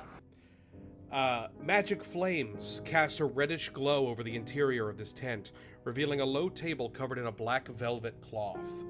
Glints of light seem to flash from a crystal ball on the table as a hunched figure peers into its depths. As the crone speaks, her voice crackles like dry weeds. At last you have arrived. Cackling laughter bursts like mad lightning from her withered lips. Welcome all. I am Eva, seer of the Vistani, and I bear you fortune, weal, and woe. Please, gather around me. Do you do so? Yeah. Oh, expecting us. Have fun. Mitari, Mordecai, Ritter, Griffin, and Hira who waits outside. I have. You are strangers to this land, ripped from your lives, but still here to serve a purpose. The mists pick and choose, and fate has brought you all together under my roof to hear my prophecy. I wish to lift the curse that befalls this land. My fate is interwoven with Strahd's, as your party is interwoven with all of Barovia's. I am but an observer in all this, but the mists may allow me to impart some wisdom unto you. A reading of the Tarokka. She lays out a well-worn deck of black cards and spreads them across the table. She asks that each of you select a card from the fan and drag it down, face down away. She then implores Irina to do the same. As your 5 cards are selected, she slides her hands over the rest, returning them to a solitary deck before arranging the 5 selected cards in the shape of a cross. She bids you all to sit. Do you do so? Yes. Yeah. All right. Mordecai's entranced. Not yet. Excuse me, bitch. And let's take a look at the board. Swag. I think before Ritter sits, he gives an offering of one of his trinkets and puts it on the table. She gives a bit of a nod, a polite nod to that, and grabs and snatches it up, and very quickly affixes it to a long dangling necklace that she has. No. But she says, this card tells of history. Knowledge of the ancient will help you better understand your enemy. She flips the card to reveal the Enchanter. I see. Oh, and by the way, if it wasn't obvious, you guys might want to take notes. I see. Got it, I Taylor. trust Taylor's notes. Yeah. Please. I've I got trust my Taylor's Word doc up. Please, I got the VOD. That's also fair. I see a kneeling woman, a rose of great beauty plucked too soon. The master of the marsh knows of whom I speak. The second card. This card tells of a powerful force for good and protection, a holy symbol of great hope. She reveals the rogue. I see a nest of ravens. There you will find the prize. This is a card of power and strength. It tells of a weapon of vengeance, a sword of pure sunlight. The Illusionist. A man is not what he seems. He comes here in a carnival wagon. Therein lies what you seek. This card sheds lights on one who will help you greatly in the battle against darkness. The Mists. A lone Vishtana wanders this land, searching for that which she has lost. She does not stay in one place for long. Seek her out at Saint Markovia's Abbey, near the Mists. The final card. Your enemy is a creature of darkness, whose powers are beyond mortality. This card will lead you to him. The Seer. He waits for you in a place of wisdom, warmth, and despair. Great secrets are there. She very quickly gathers up the cards and whisks them away back into her hand. And she says, the mists have spoken and have revealed much. For they reveal unto you the way to defeat your great enemy. Now, do you have any requests of Eva? Any questions she might answer for you?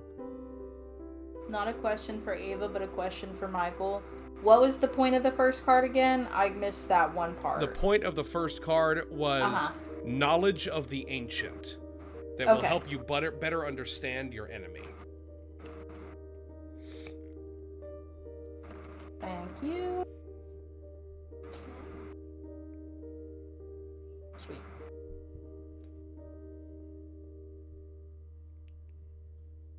Do you know what Strahd is?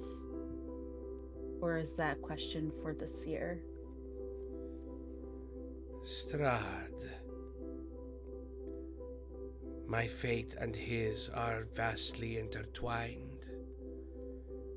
I was there at the beginning. I will be there at the end. Strahd is not what he seems, and yet he is. He is darkness. he is a despot? Or is he a prisoner? It is hard to say.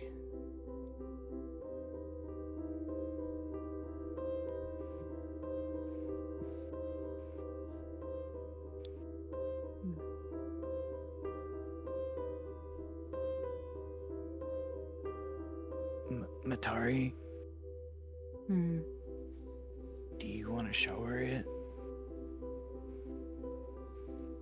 Hmm. Oh.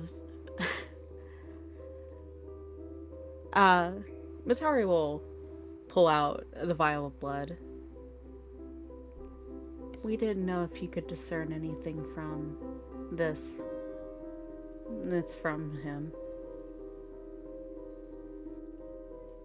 You have made him bleed. That is not together usual. Perhaps my fortune will come to pass after all. She'll reach out a gnarled hand and grab at the vial and bring it up to her eye.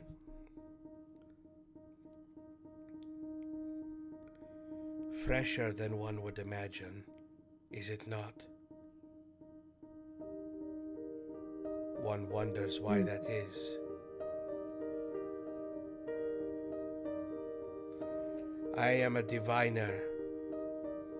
I am a seer, but only of what the mists reveal to me.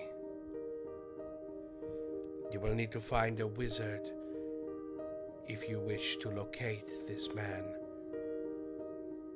But the cards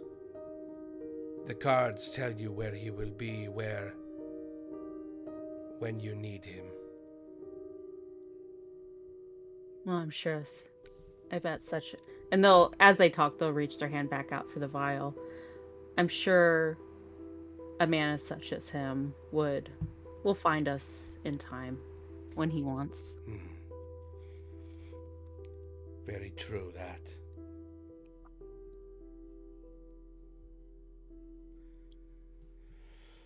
Does anybody else have any questions for Madame Eva?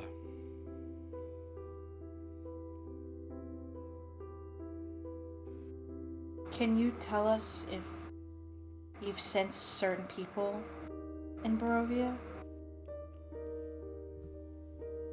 Do you wish to have a reading, young man? He'll glance around the group and then look back at Madame Eva. Yeah, I guess so. Yeah. Draw. And she'll kind of hold out the deck and a fan as well, as she goes ahead and presents to you a reading. Ooh. Let me lay out the cards. Oh. Anybody else who would like to can get their own reading done as well. This is exactly what I've been waiting for, Michael. This is one of my favorite things. I love it.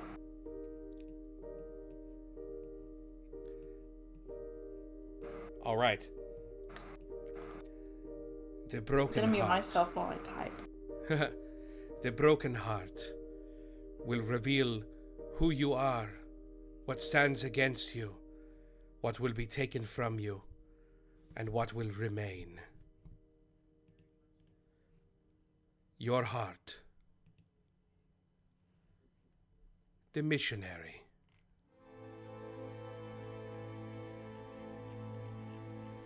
Let me scroll to the missionary real quick. Madame Eva gets out her reference I book. lost the page the missionary's on. Hold on. Let me The see. mists reveal all, but I don't have room for all of You it in my think brain. we actually remember this shit by heart? There's a little book that comes with every deck. Yes, there is. The missionary. You are one who would spread wisdom to others. At your heart, perhaps. But there is something that will prevent you from doing this. The Hooded One.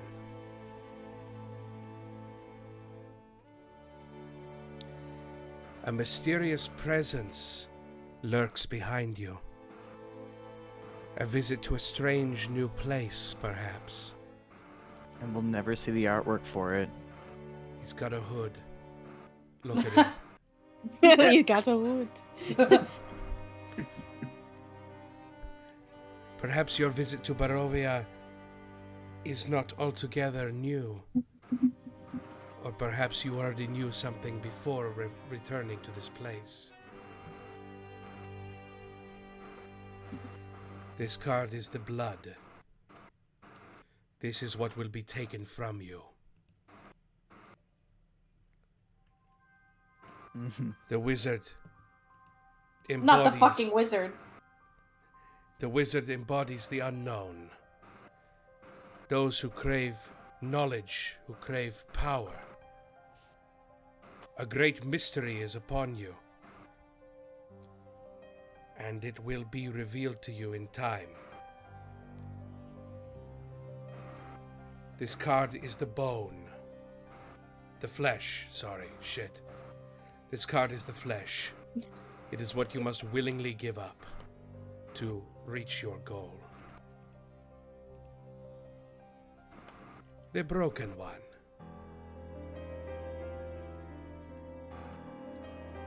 Someone very important to you, without which you feel incomplete. Perhaps a mentor, one who gives your life purpose, or did at one point. Have you not already given this person up? Or do you still cling like a child? The face in the mist. This card is what you will become by the end of your journey.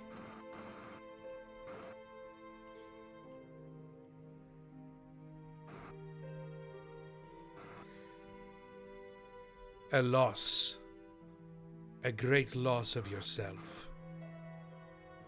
The thing you believed you once were, you no longer are. That is what awaits you at the end of the road. And the bone. That is all that will remain at the end of your journey.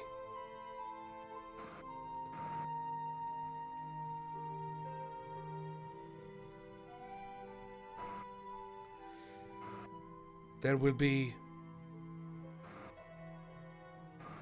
unnecessary importance placed on something that you deem to be important in your life. If you go unheeded, all that will remain is what you once believed to be important. Though if it truly is another question.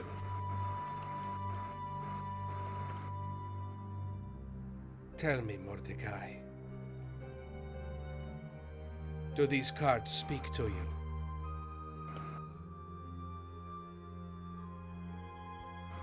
He is staring at the table and staring at the cards. And he lets out a breath like that he had been holding. Yeah. Yeah, they do.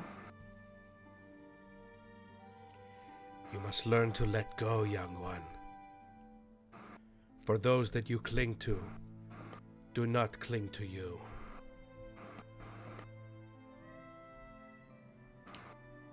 Shall I reveal what the mists have to say about anyone else? Oh, me. Me, please. Very eager. We shall soon see.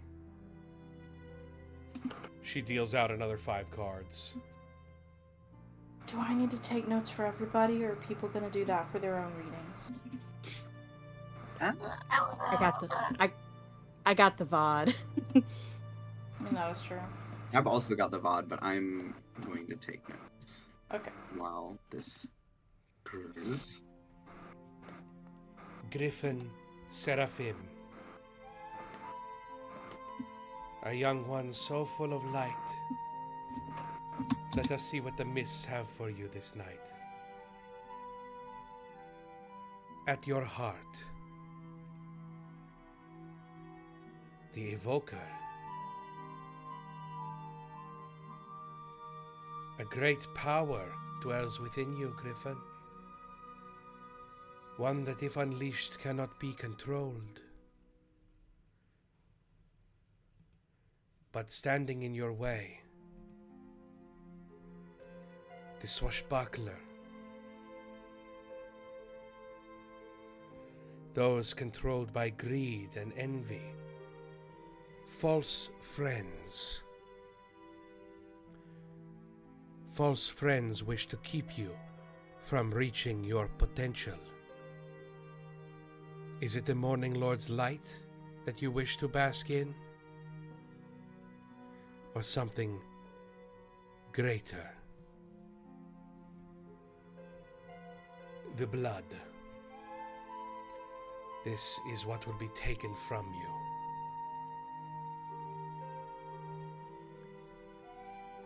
The ghost. The looming past. The discovery of a secret buried long ago. Tell me, Griffin, where does your family come from? Do you even know? Perhaps things will be revealed to you. But the past you thought you had will no longer exist. The flesh, what you must willingly give up to continue your journey.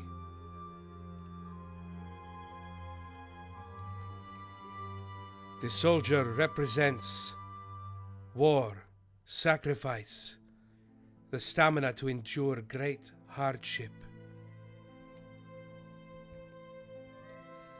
You always persevere in the face of darkness, do you not? How long, I think, before that is taken from you? You must learn to give up your unenduring positivity before the land rips it from you. The face in the mist. This is what will become of you. The beggar.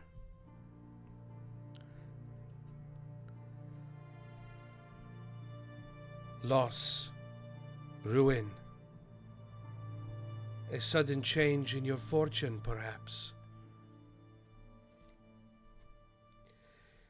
You will learn in time that what status you thought you had, what meager position you believe you had in life, will all come crashing down when you learn the truth of things. Until all that remains interesting. The healer.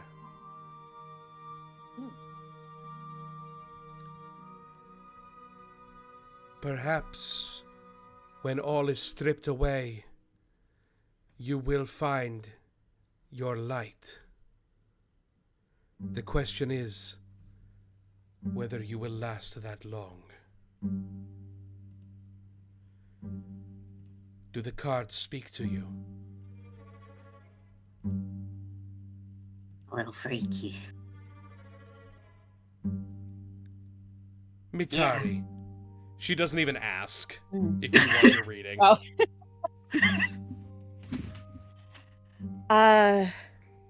Matari will give a smile and say, I do have a question about how fate works here in the mists. Ask. Does knowing spin it to make it more so? Or does not knowing leave possibilities open? The mists are mysterious. They do not tell me everything. They mostly warn of a path you are already treading. Perhaps you can change that. But who are you at your heart? The horseman.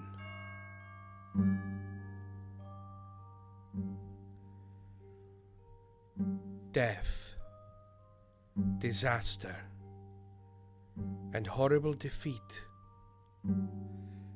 You are broken, or at least you once were. But you have the power to become the one that breaks. The power that ends all. But what stands in your way?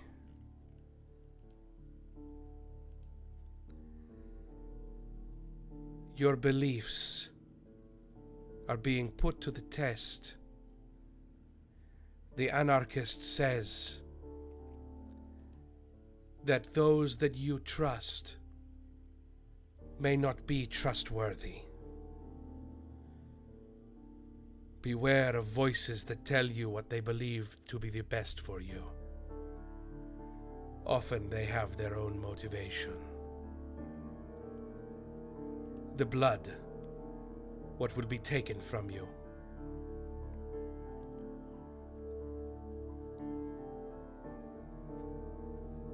The executioner symbolizes an end. Impartial justice, black and white. Did you receive justice for what was done to you? Or simply a different path to the same end? The flesh is what you must willingly remove from yourself. The necromancer.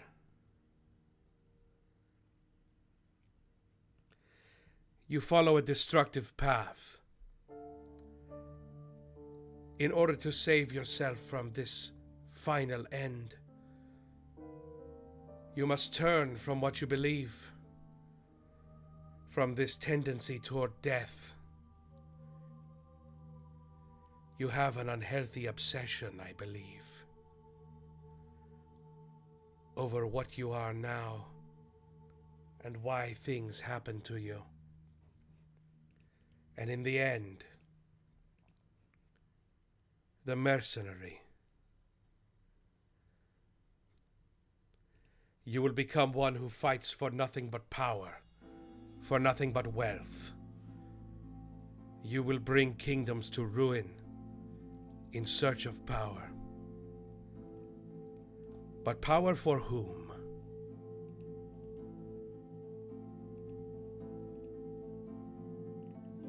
The broken one.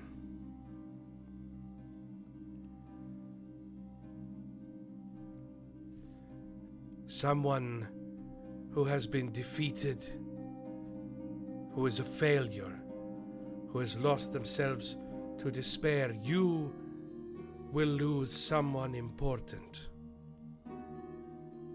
Someone who makes you feel complete.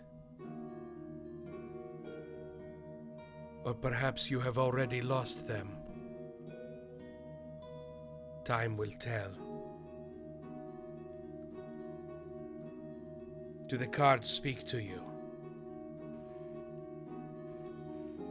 They sit for a moment, kind of running their thumb over their lip, their bottom lip.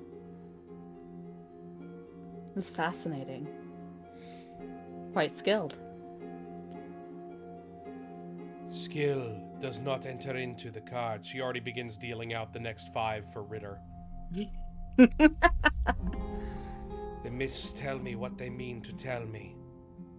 Nothing more, nothing less. I didn't.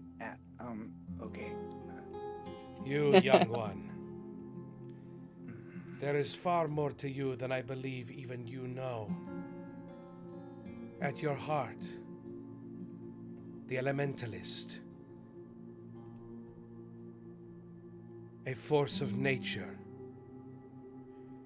cruel and ambivalent, a triumph of your natural self over the world you find yourself in, but something is missing, something is blocking you. And what could that be? The missionary. Your faith, the spread of fear and ignorance.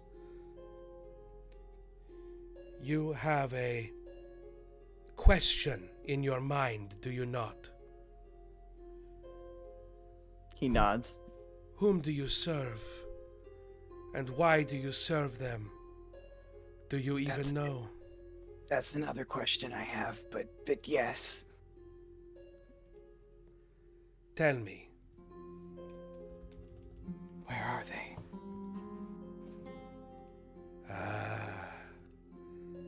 That is not for the mists to know, I fear. The blood, that which will be taken from you.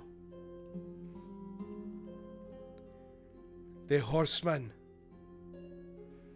Death, disaster, the end of your bloodline.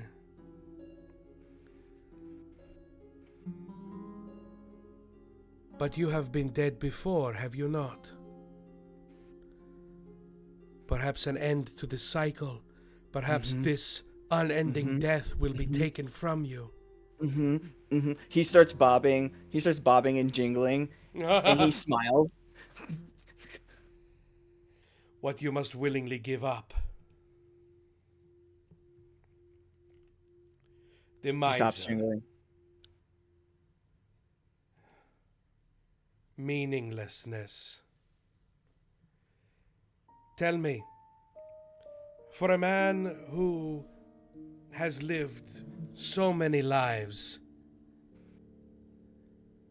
does it matter more and more the more you live, the more you die?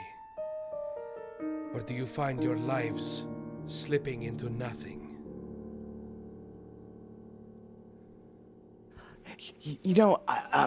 That would be really easy to answer if I could remember. Do you know who actually took my memories? The mists may reveal what you will become.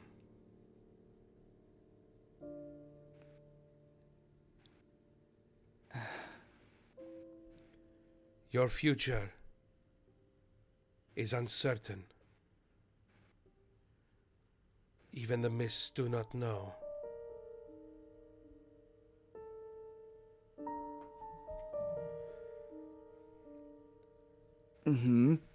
I fear that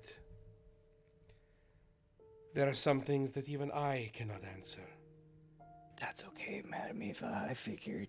I'm really lucky that you know even what space is, so they don't even know what space is. What remains? She remains deadly serious, focused on it. The guild member.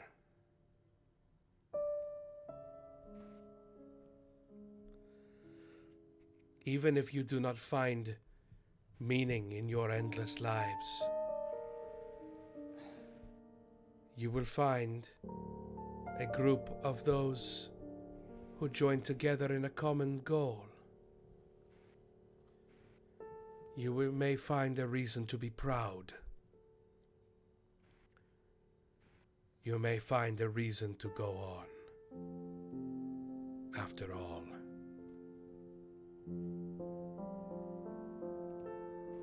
Do the cards speak to you? Thank you. And one more thing. He looks through his trinkets, and then he finds the trinket to Saluna, And he immediately rips it off and slaps it on the little carpet.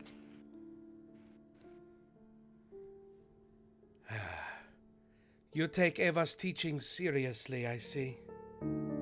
Yes. The three sisters spoke very highly of you. Know this, Ritter. One may not be given up quite as easily as this. Sometimes the gods have their uses for you. But she will take the holy symbol, and it will fold into her cloak. Mm-hmm. Your friend is perhaps not interested in knowing his fortune. Or perhaps he already knows that there will be nothing to see. I weep for him.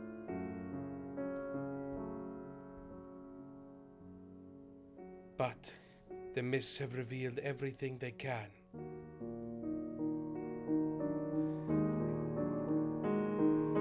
The cards have spoken. Heed my reading. Search for those that will help you bring down the devil, lest your fortunes end in Barovia.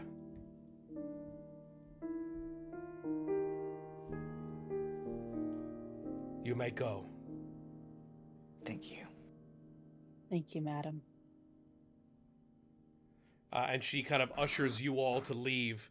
And as you do, excuse me, as you do leave, you come back out to Hira, who has been kind of sitting in the camp, just sort of observing everything. And with that, we are going to take ourselves a 5-minute break. Oh, Milko thank you so much for the subscription. I really appreciate that. Welcome, welcome, welcome. I hope you're enjoying the show. Yes, I see you. Hello. Thank you so much. I really appreciate it. My friends, we're going to take 5 minutes. We're going to come back, and we are going to continue our session. Everybody go pee. Everybody go get some water. And we will be right back. Everybody say bye. Bye. No, Okay, bye bye. yet. Come back later. Yes. Come back in 5 minutes. I'll be back.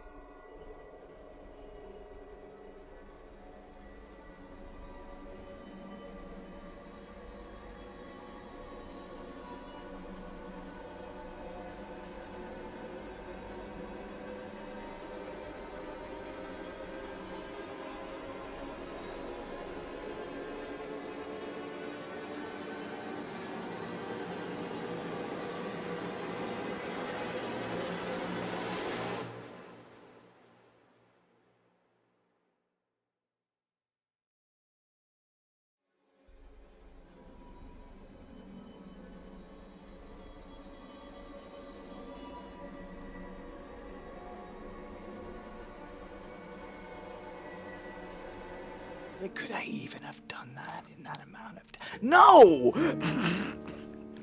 You gotta work harder then. Not nearly He enough doesn't time have for a that. foursome. He doesn't have that high of a charisma to have pulled that off. Woo! And with That's that, like we're there's- back. Hi. Hello. What's up, Hello. everybody? Welcome back, welcome back, welcome back, welcome back. Maybe with his mark he could, but Jesus Christ. Anyway, We're we're gonna make our way back to Barovia now. making our way uptown. You all finish your readings. Yes, Taylor, you're correct. Mordecai will not be pulling any bitches this game. You gotta find somebody with Don't put me equally on. bad charisma, which may or may not be a ghoul or a ghast of some description. No bitches. No, I can contest this. If another character in another campaign that we won't mention, who had the same amount of terrible charisma, could pull a dumbass himbo bitch, That could I describe think- so many characters.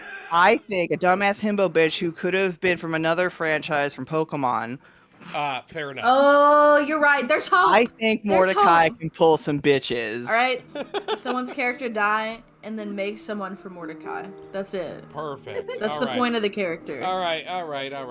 We're back. The point of the character is to get pulled. I'm just saying, I'm just saying, I will be Mordecai's wingman. This is ridiculous. Hira, you were outside during all of that. Yes, I was. You did not get nothing because Stanimir insisted on performing and on telling a story to you. And the story that he tells is such.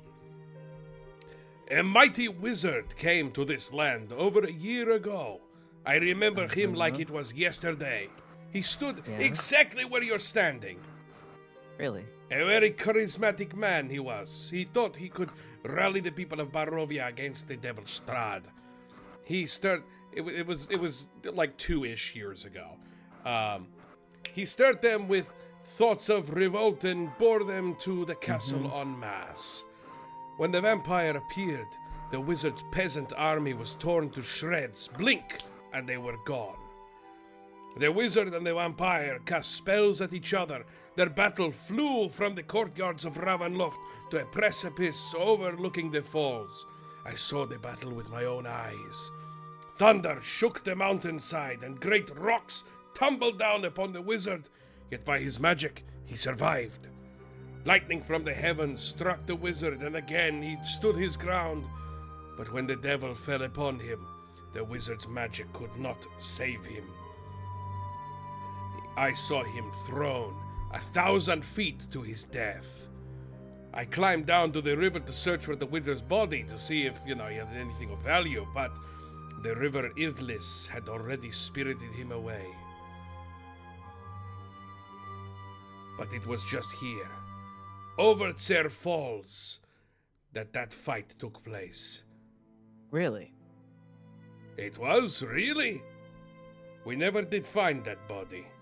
It is a shame. We would have liked to make a monument. Perhaps those in Barovia would like to bury him alongside all the other fallen heroes. Do you really think that it's there? I saw where he fell, but I did not see where he ended up. Perhaps he still walks among us.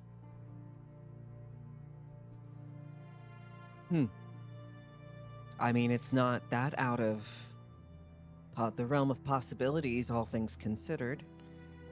I suppose it is not. Tell me, why do you not want to your fortune read by Madame Ewa? I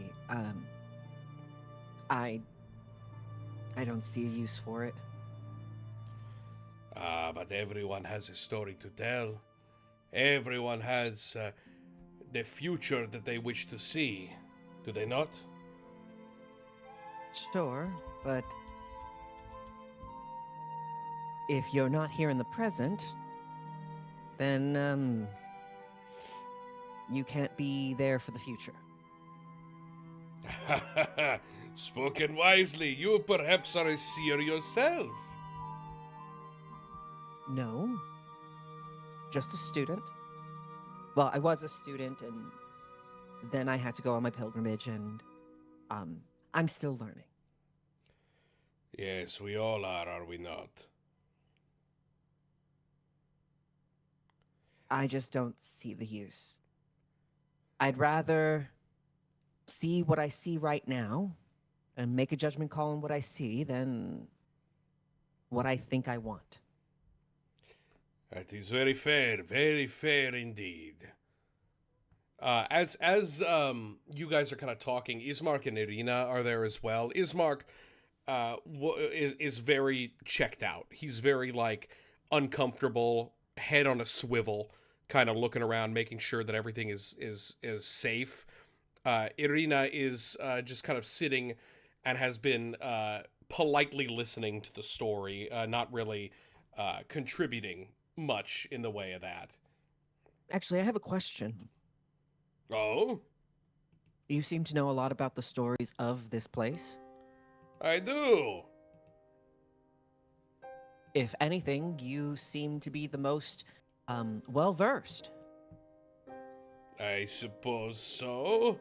What can I help you with? The wizard was a hero. Were there others? Stories worth Others. telling? Stories worth telling. Well, perhaps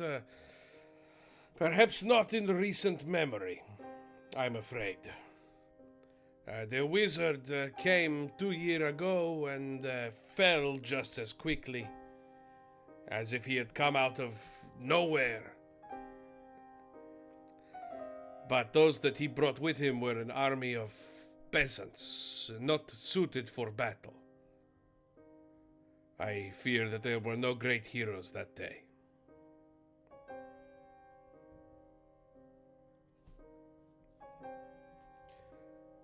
If I might ask, are you hoping that there were?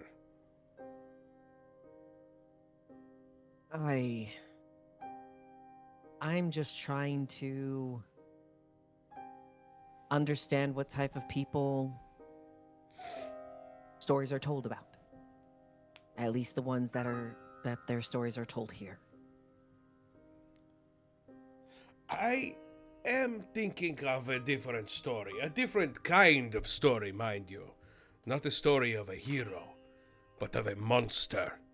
Would you like to hear it?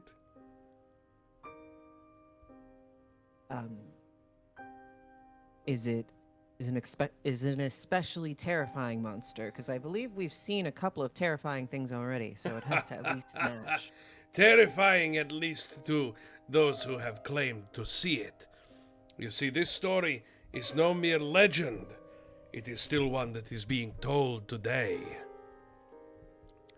The story of the fishman of Zarovich Lake.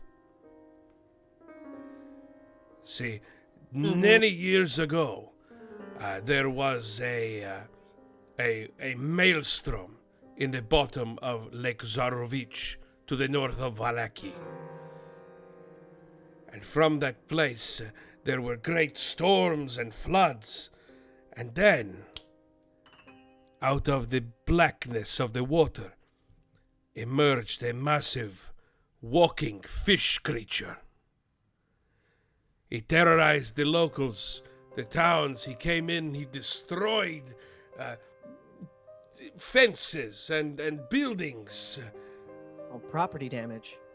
Yes, very, very much so. This fishman was so feared that people cast him out, threw him away, and never was he to return to Valaki. But some people say that he is still among us, that he still stalks the forests, that he still poses a threat to fences and buildings and anyone who comes into contact with him. Well, I'll certainly keep an eye out for a fishman. Yes, yes. Lake Sarovich is deeper than it appears. Who knows what kind of horrors are lurking in those depths? Could be anything. Really. I presume creatures that will kill us, since that seems to be the theme here, so... Yes, Barovia is a very dangerous place. Very beautiful, but very dangerous.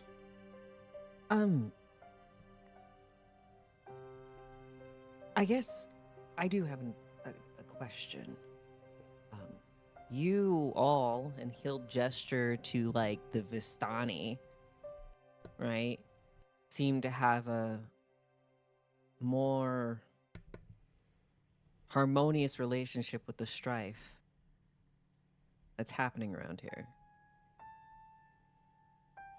Have you seen illnesses among the Vistani? No, not that I can be so certain of. There are, illness come around. One get a cough or a cold, but nothing too terrible that I believe you may be implying. He'll describe what he saw in Barovia. Specifically, like, the malaise that kind of seemed to linger, the darkness, the sallowness of the people's bodies, all of the symptoms that he has been given to him thus far. So from what he's observed and what Ismark has told him. Interesting. Okay. He looks a little bit puzzled because he says, some of this I recognize. Some of this does seem very odd. You describe two separate things, I think.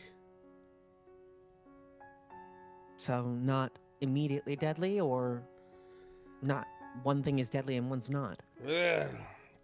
I cannot speak for the darkness, the people locked in their homes, but there are some in Barovia who speak the way that you say they do, who look the way that you say they do, and that I do know. There are... What is it? People in Barovia who... Well... The mist acts as a barrier. It keeps in the living and the dead. When a person passes in Barovia, their soul cannot escape the mists. And so they are reincarnated. The next person to be born will have a recycled soul, one might say. But in the rare occasion that the births outweigh the number of available souls, a person is born a husk. No immortal soul to speak of. They go through life with a bleak malaise about them. Only able to do basic things. Only able to perform as instructed. A poor existence, to be sure. But there are simply not enough souls to go around. Are they also prone to sickness and death and all of those things? Not especially. Interesting. Yes, whatever this sickness, this curse that you describe, is probably not related to the husks. But I would not discount anything in Barovia. There is always strange things going on. And you are kind of reminded of the bartender in The Blood on the Vine, who kind of didn't really understand some of the nuances of what you were trying to say to him. All he knew is a beer was 3 copper. And he had that same pallid look about him. Okay.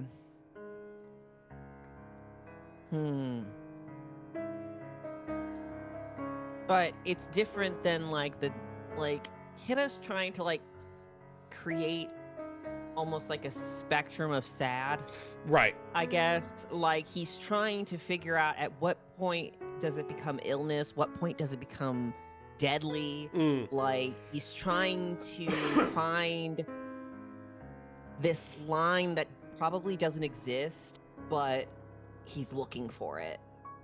I will say that with this line of questioning, with this stuff that Stanimir is saying to you, there is a definite difference between the people who just seem to be acting in a malaise, who just appear to be sad, who appear to be, depressed, and the people in those houses that were infected with something.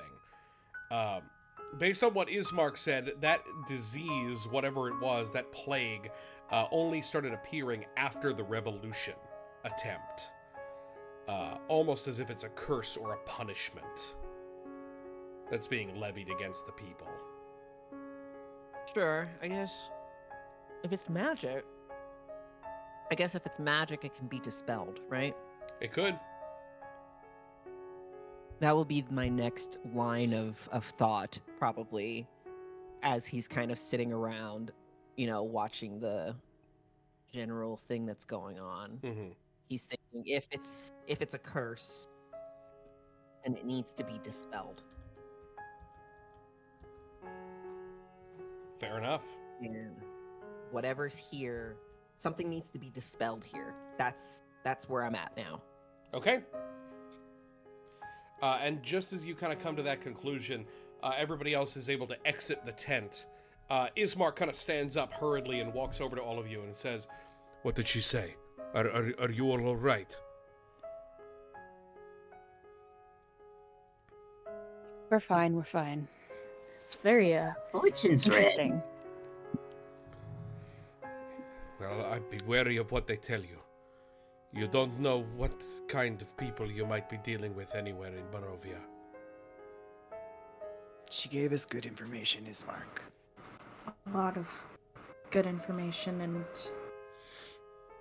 a lot to think about. Well, I suppose if we are going to stay here for the night, we'd better get comfortable, yes? Mm-hmm. There is still some daylight left. Does anybody have anything that they want to do or discuss, or do we want to just kind of wrap it up for the evening?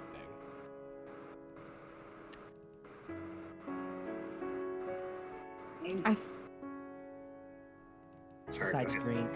No, Yeah. you go ahead. I think Griffin would speak to Ritter a little bit about what kind of skills they share. Yep, go ahead. Just to see. Okay. I think, if anything, you also wanted to talk to Ismark, right?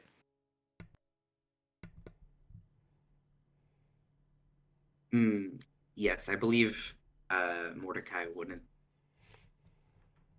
wanted Griffin to do so. Okay. So if you want to have Griffin do that, like Griffin can kind of like pull Ritter into that with Ismark, and we can kind of hit two birds with one stone if you want. Sure. Okay, cool. That way you can kind of like lead that, because I think like Ritter is a little like bombshelled with Madame Ava, so I'll let you kind of like push that.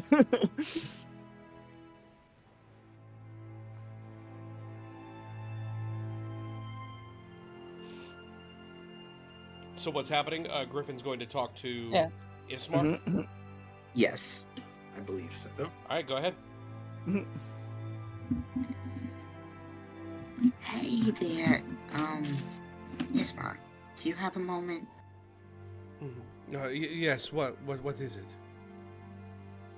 You just seemed a little on edge since we started moving this way, really. You're talking about at the crossroads. Matari said you startled about something. I saw a vision. A vision of my father telling me that I had doomed us all. That I was a coward.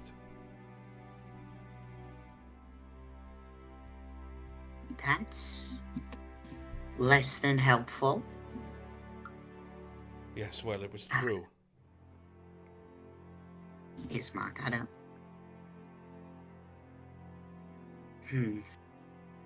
don't know if that's...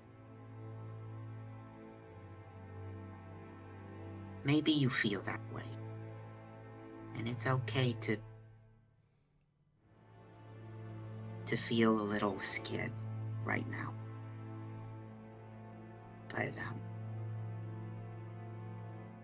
But, we're doing this for more than just, getting out of the town. You know, it's a noble goal to try and, help out your family, you know? Is it? Or am I just fleeing what I can't handle? Well.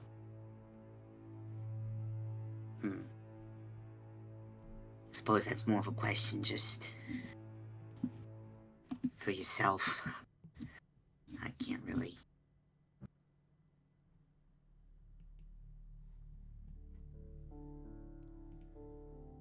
Now, Can't really decide that for you. Ritter, you're there as well. So what are you? Are you saying anything in particular to Ismark as well, or are you just kind of listening in?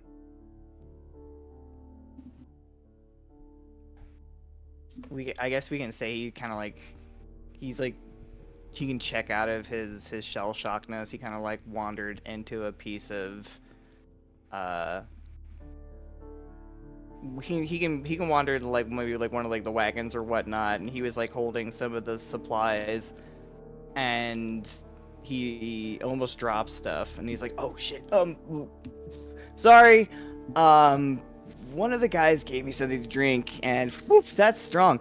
What were you guys talking about? Hi, Ritter. We're just going on about... it's some sensitive topic. It's more of Ismark's decision. If he wants to go over it. Oh, sorry. I got the supplies for the whole component stuff, so if you don't want to do this now, we can go over it later. No, we are discussing... We're discussing why I'm even here. What I've done, dragging you all into this, why we are on this road in the first place, which I do not know.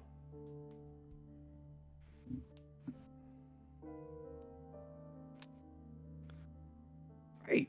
So, that might be kind of my fault.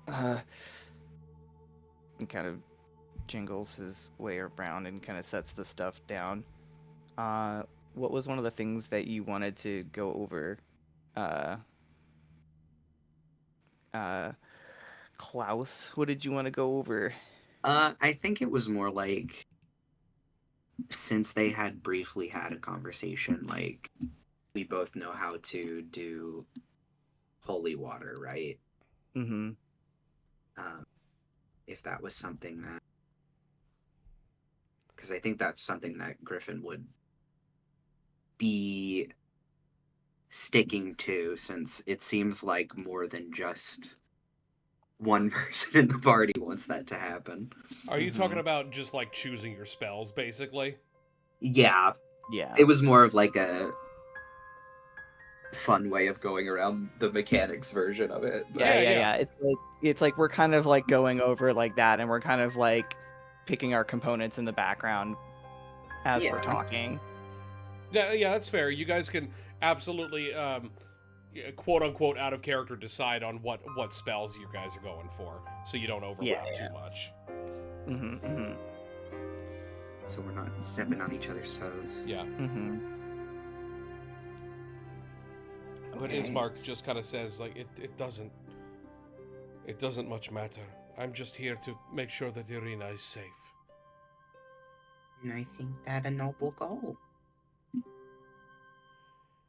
And I suppose if I keep myself safe in the process, then, well, I've fulfilled my goal as well. I think it's more about being healthy. You know, if we can keep you healthy, keeping Irina healthy, you know, and that means up there. And he kind of points upwards to where Ismark is sitting. He tries to do like the forehead flick thing. I imagine that this is now a thing that has happened on the ship. Because I imagine that when you're on the ship, that you don't sleep very often, and you need to stay awake. Yep, I think that's fair. So the Yeah. forehead flick is like a keep it together kind of a thing. Stay awake. Yeah. Amazing. Yeah, you kind of do that, and he's like, oh, yes, you're right. I need to keep a weather eye. Mm-hmm. I have calm emotions, but I don't know if it's appropriate to cast like calm emotions on like in a situation like this. You certainly can, but I will tell you, his emotions are not extremely heightened. He's just a bit anxious. Okay. But yeah, calm emotions can absolutely be cast in social situations like this. Okay, but it's not necessary right now. I'd say at this point, you've basically talked him off the ledge a little bit. He still feels like a shithead, but at the very least, he's able to kind of keep his focus a little bit better now. But he just says, "Thank you. I just still am having a hard time believing that we're finally gone." Me too. I thought I would never get out around the Ivlis River area. I thought I was going to be stuck there. You really have been here for quite a while, haven't you? Yeah. Well, welcome to Barovia, I suppose. Da da da da da. There's a song about that, right? Maybe?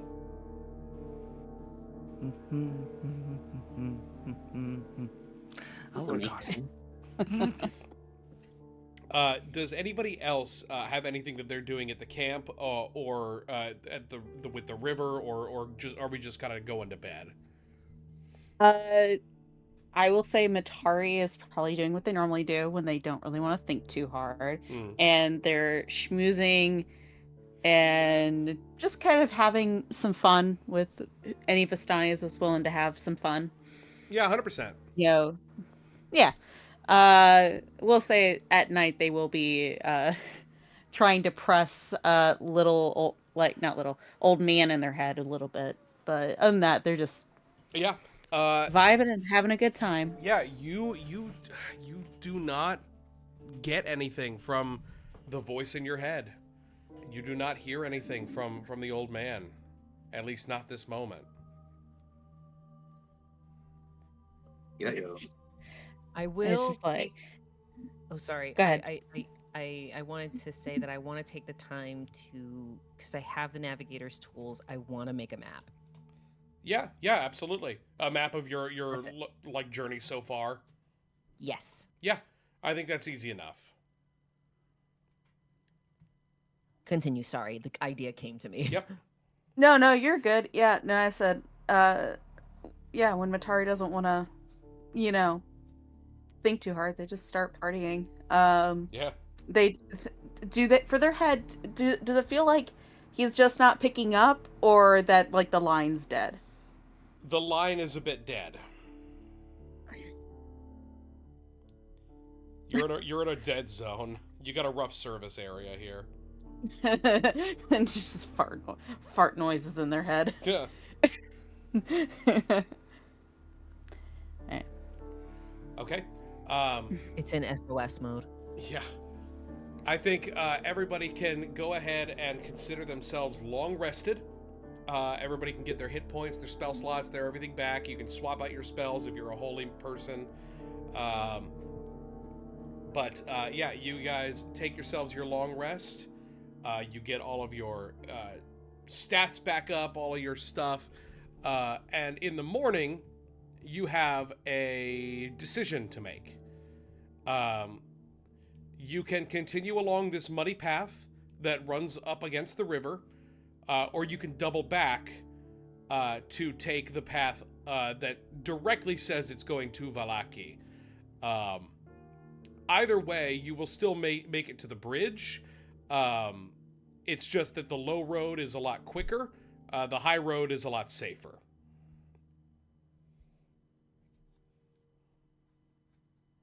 I'd say it's worth going back to the more stable road.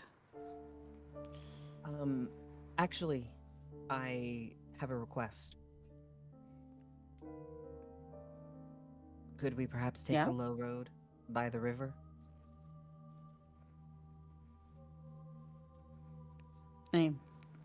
Sure. Any particular reason? A story. The gentleman that tells a really good story, he told me that one of the heroes might have fallen at the falls.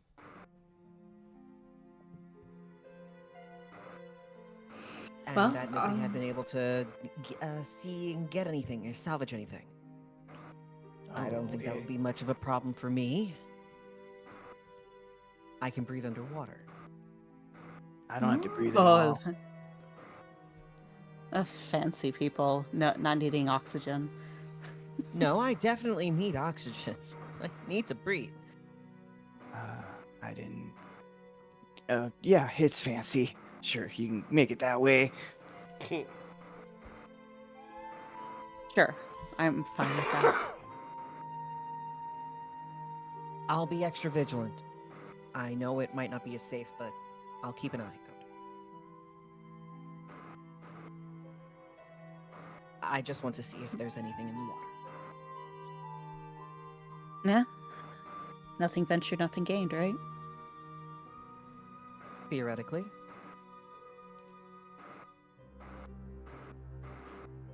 Maiku, I did have a question. Yes. Would I be able to roll maybe a persuasion to see if I can, like, get some of the Vistani to give Mitari some more, like, supplies? They don't yes, have money. it'll be a bit of a difficult persuasion, but you can give it a try. Come on, Mitari. No! Jesus. Mitari! Words.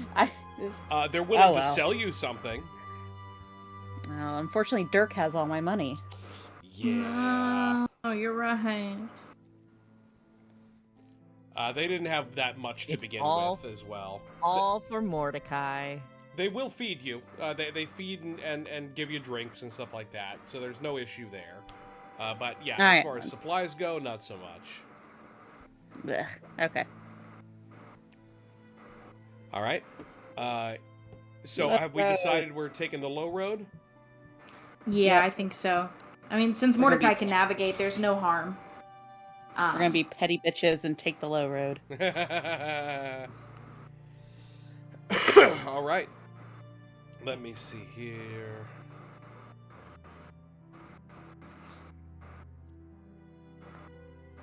Okay. You follow the river to the base of a canyon, at the far end of which a great waterfall spills into a pool nearly 1,000 feet below, billowing forth clouds of cold mist. A great bridge spans the canyon above your heads. As you move further, you hear the unmistakable sound of a raven cawing loudly from a low-hanging branch. It continues to crow as you walk along until it soars from the branch, swooping low above your heads before it flies away. As you approach the fall itself, the area before the waterfall actually goes in, or goes down, you notice that you are not alone. Sitting near the fall with a book is a statuesque woman with dark skin and long braided hair. She wears finery and is adorned in jewelry. As she sits with her book, a squat figure in a thick hooded cloak holds an umbrella above her head, trying feebly to keep the flecks of water from her. She tilts her head quizzically to see others approach, eyeing you all momentarily before giving a slight nod of acknowledgement to your presence and returning to her reading. What do you all do?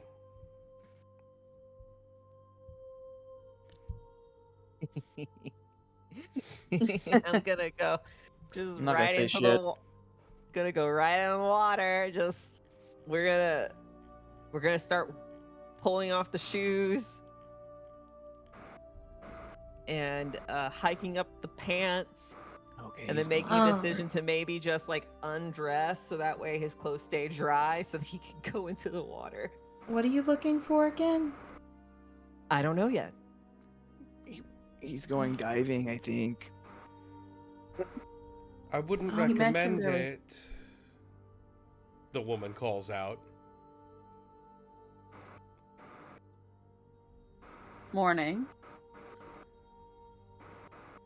If you're going to be swimming, I'd recommend doing it not at the foot of a waterfall.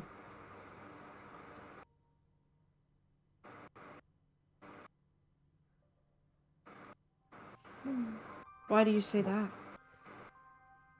Well, because one doesn't want to go over, does one?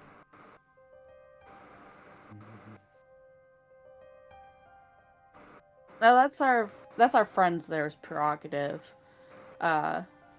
So, yeah. He says he can do it.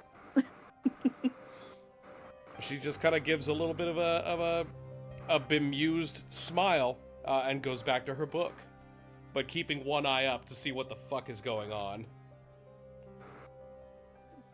Hello, welcome to Jackass. Big. If Hira is Once going, again, Ritter is crazy. going, because Alright. I also don't need to breathe. Is it suggested I take off my heavy armor? Well, I mean, if you don't need to breathe, you don't need to worry about sinking. Cool. It's like the iron boots in Ocarina of Time. Yeah. You just sink to the bottom. cool. But you A have to Metal take it off to Mario. get back up. He just jumps in. Okay. Oh my god. Actually, wait, yeah, can I actually walk around the pool to see if I can find a deeper point? Yeah, from where, like, from the shore, there's no, like, super deep points. Well, that's but, fine. I'll just walk in. Yeah, you can just walk in, stones in your fucking pockets, and hit the bottom, basically. Yeah. The Um, jingle just jingles. And Hira is swimming in. What are we after, boys? So mention that there was the hero fell over the falls, right? Yes. Yes. Body could not be found, but things fall and get covered in silt and dirt and stuff like that. And so he's just going to try and find evidence of these people. Like evidence that this stuff has happened, that people were here, and that this isn't all just a story. I guess I have the spell locate object. So if there was a war of some sort, I can say perhaps like locate object sword. Interesting. Do you need to know the specific object or just an object? Let's see. Describe the name of an describe or name an object that is familiar to you. You sense the direction to the object's location as long as the object within is 1,000 feet of you. Okay, so it technically has to be familiar to you. Okay. Alternatively, the spell can locate the nearest object of a particular kind, Oh, such as a certain kind of apparel, jewelry, furniture, tool, or weapon. never mind. The spell can't locate an object if any thickness of lead, even a thin sheet, blocks the direct path between you and the object. Okay. Does water count? That's a good question. I don't think water counts as lead.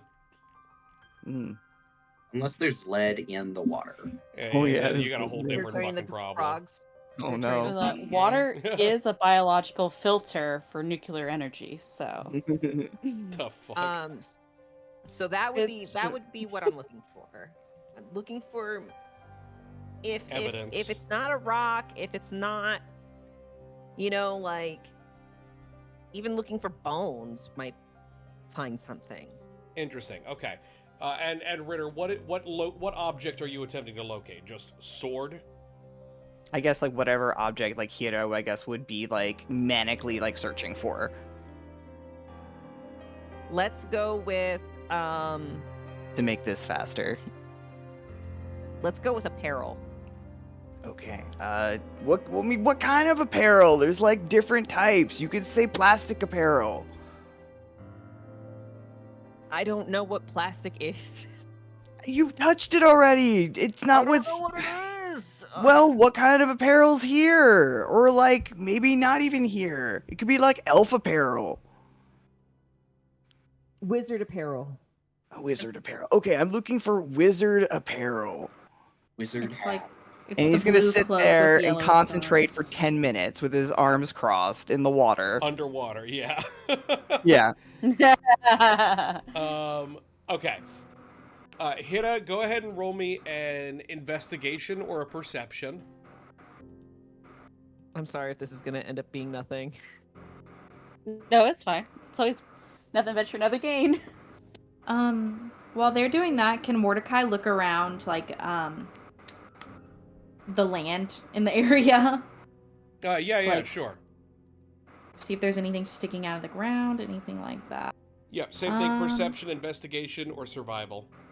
So Michael, just to clarify real quick, the tale that Hiro was told that the fish man was in Lake Zarovich, though, right? Correct. Correct. Okay, so just wanted to get that out there. Yes, which they even described was north of Valaki. Okay. Yeah, Okay. I just already wanted know to that. get I that. already know that there's a difference between those two things. Okay, I just wanted. I didn't know that. Yeah. Okay. Make sure there's no fish man about. I just thought we were running to the nearest body of water And looking for and a looking fish. for a fish man. To the puddle! Like, Let us go. Okay, so with your 10 Hira, you are looking for quite a while. The water is very dark and it's also moving very rapidly, so a lot of it is just like you trying to fight the current to swim properly and not go over the fucking waterfall. But you do not detect, you do not notice anything untoward. Actually, you know what? That's not true. You notice sticking out of the ground, out of the floor of the river, bones, scattered bones. Ritter, you detect nothing in the realm of a robe or apparel of any kind. Okay. Mordecai, with your 20 investigation, there's nothing particularly crazy going on about the area that you're in. There's obviously this woman and her man, her guy, her little goon, who is there just kind of reading a book in this incredibly uncommon place, wearing fineries. But the other thing that you do notice is that raven that was cawing at you when you approached is sitting up in a tree nearby, the very same one, not cawing but staring intently at you. Okay. Actually do something about that. I'm going to... Good God, if I can pull up my fucking sheet. Motherfucker. I'm gonna cast Speak with Animals. Interesting. I'm glad someone has that. I love that spell. For once, I do. So, if I have time, I'll just ritual cast it, if that's You do. okay. So Mordecai will take about 10 minutes cycling back through everything he knows. And once he's ready, he'll look over at the raven and just say, hello.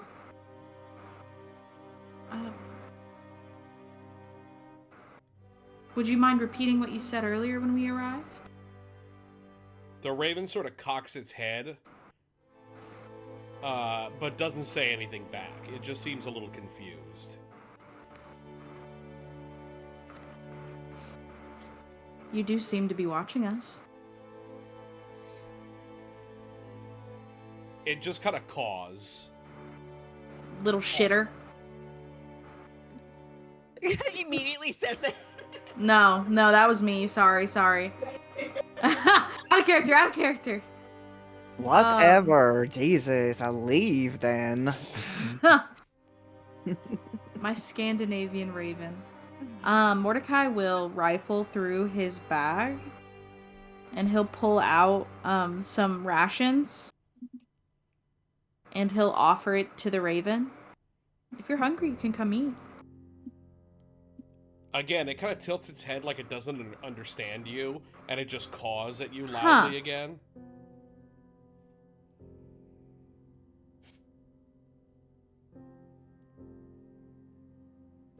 Interesting.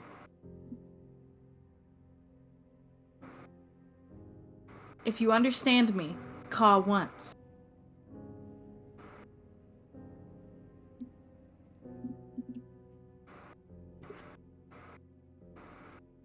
That's what it says. Mordecai blinks. Is there another animal in the area? Is there a fucking squirrel or something rooting around? Roll me a nature check. They're fish, too. Hey, what's up with this guy? No. No. What the fuck? Can I talk to a fucking fish? There are no fish. What the fuck? There's no fish. There are no fish. Is there a caterpillar? Fish did. So, you're either not actually a raven, or you're being purposefully obtuse because someone is telling you to. All right, well. In what language are you saying this? God, what languages does Mordecai know? I mean, it doesn't matter. Are you saying it in animal speak or are you saying it in common? Animal speak. Okay. All right. If you decide to talk, I've got about, he looks at the sun, about 8 minutes left of this. Hey, Mordecai, are you talking to a bird? Yes, he starts to say an animal speak. And then he goes back to common. Yes, I am. Because it was here when we showed up and it's been staring at us. I figured it might know something, but it's not really talking like they usually do. So it's maybe not actually a raven. Griffin's nodding her head very slowly. Do I have anything else at my disposal? Nope. That's the most useful thing I've got. It caws a few times and then it flies off. I'll figure you out one day. He like points a finger at it. Which finger? His pointer finger. It comes in, it bites it off. No! Mordecai bleeds to no. death. Fuck. God damn it. Yeah, the bird flies away.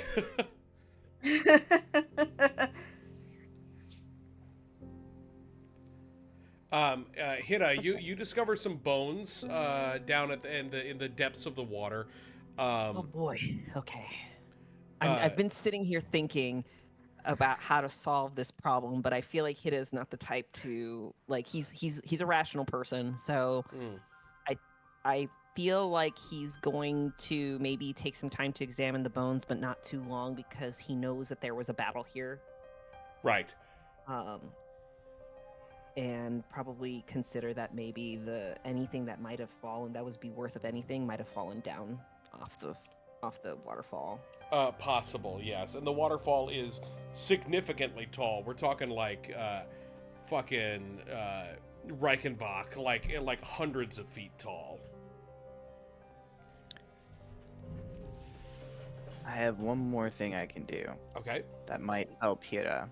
I can cast light while I'm down at the bottom of the lake. I can't wait to get jump scared by fish. Yeah. Yeah, go ahead He's and cast like- it. Because he's just like, well, I mean, I don't see, yes, I don't, there's no, I mean, why did he say wizard apparel? Okay. Light. Yeah. So, Everybody on the shore Boom. can see just a bright light begin to well up from the deep parts of the water. The woman reading her book just kind of like closes it very softly and leers over to see what's going on. But yeah, Hira, with this new light, you're able to investigate and see most of this appear to be animal carcasses, animal bones. Not like fish bones, but like wolves and stuff like that.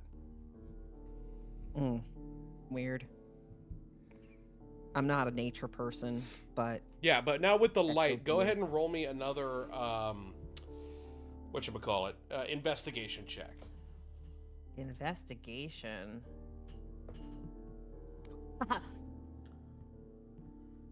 Okay, it's fine. That is all you see. I got an 8.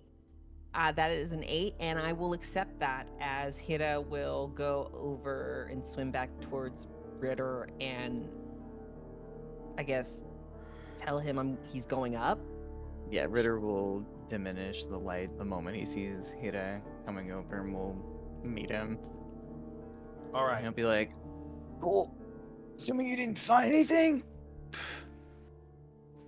No, but I did take a refreshing swim. Cool. You rehydrated. That's important. All right. So while this is happening, there's like a 10-minute period where you're looking down under the water, where Mordecai's doing his thing. Griffin very briefly spoke with Mordecai as well. Mitari, what are you up to? They would like to bother the woman. Of course. Mitari is a serial Uh, woman botherer. It's like, no, Irina's the main one they bother, Fair. but this is too weird. If I had a nickel for every woman Mitari bothered, I'd have 2 nickels. Which isn't a lot, but it's weird that it happened twice. So Matara will go up and just say, like, good morning. Just curious, what town are you from? Well, good morning to you too. What town are you from? Out of town, actually. Yes, aren't we all? Out of no, it's just making conversation. Just like not the best lighting for reading. And my name's Matari. Yours? Ludmilla. Ludmira? Ludmilla. Ludmilla. Pleasure. Charmed. Though I might venture to ask why your friends have taken to swimming in the Ser pool?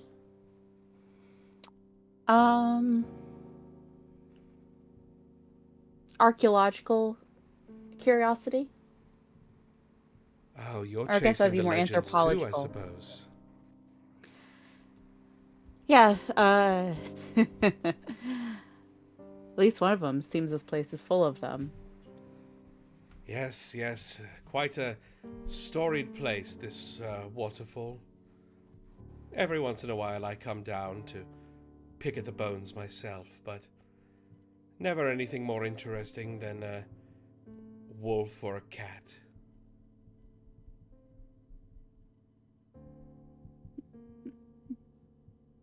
Occasional raven? They don't often like to swim. That's true.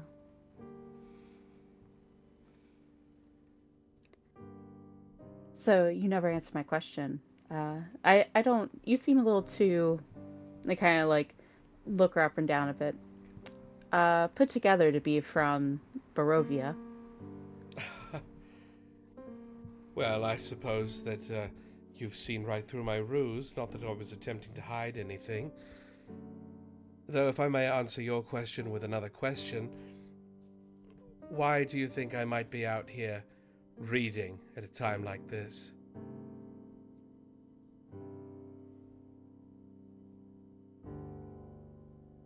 Let's see. Well, we're together. You don't struggle too much. You have the leisure to read as you please. So, I would say you're either from Wallaki or they point back to the castle. Where like the castle that probably is like a little distance over Barovia. Mm-hmm. She says, well, if I may answer my own question, I come out here to read to avoid the conversation. Fair, fair. Well, But yes, I won't you bother. are not incorrect. I am not from that village.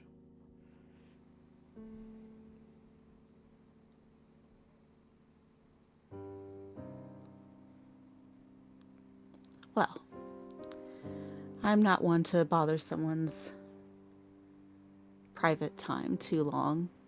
Thank you for the conversation. It looks like they're about to come out as drowned rats. Yes, well, I'm sure it was a pleasure to meet you. Mitari, was it? Yes. Well, if we do meet again, perhaps I'll have finished my book by then and we can discuss further. I'd love to hear about it. And they give like a nice little bow and go back to where they left their stuff, like wherever the hell we left our shit. Not that far, yeah. Yeah. Okay. You finish talking to her, and eventually she will actually just kind of close her book and speak something softly to her companion, and then stand and begin to walk towards you and then past you. And then we'll say, it was a pleasure, Mitari Nightfall. Perhaps we will speak again. Come find me when you figure out where it is I am from. They start a little bit, but quickly give like a smile and a nod. All these fucking people know my name. Didn't you give your name? Not their last name. Oh, well, then she doesn't say the last name. Okay, I was just like, oh my goodness. Okay, no, she just Okay, the just first Mitari. name then. Yeah. Okay. Okay, yeah, they'll smile and nod. Yeah, and her like companion kind of runs up behind her. He's almost got like a Quasimodo thing going on where he's got like a pretty wild limp, but he's keeping up with her as best as he can. She just has a long stride. Yes. But yeah, you guys come out of the water. You have found, unfortunately, little of consequence, at least in this area. What does everybody want to do? Find anything? No.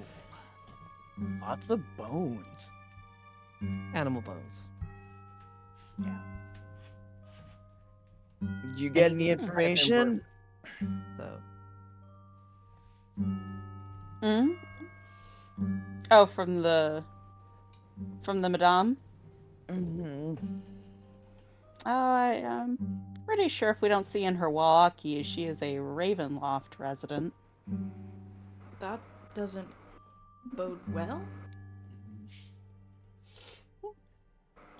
She seemed nice enough, but Ooh, maybe we can use her as like an in. that doesn't always mean everything.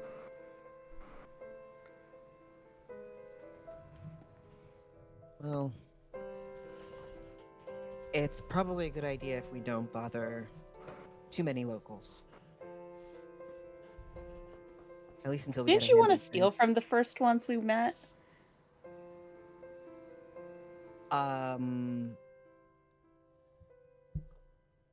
But see, there's a difference. Yeah. He's kind of like in his underwear right now.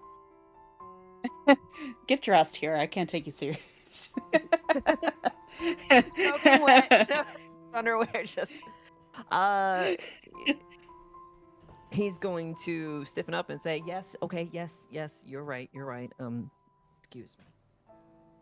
And get dressed and say, we might as well just go to Valaki.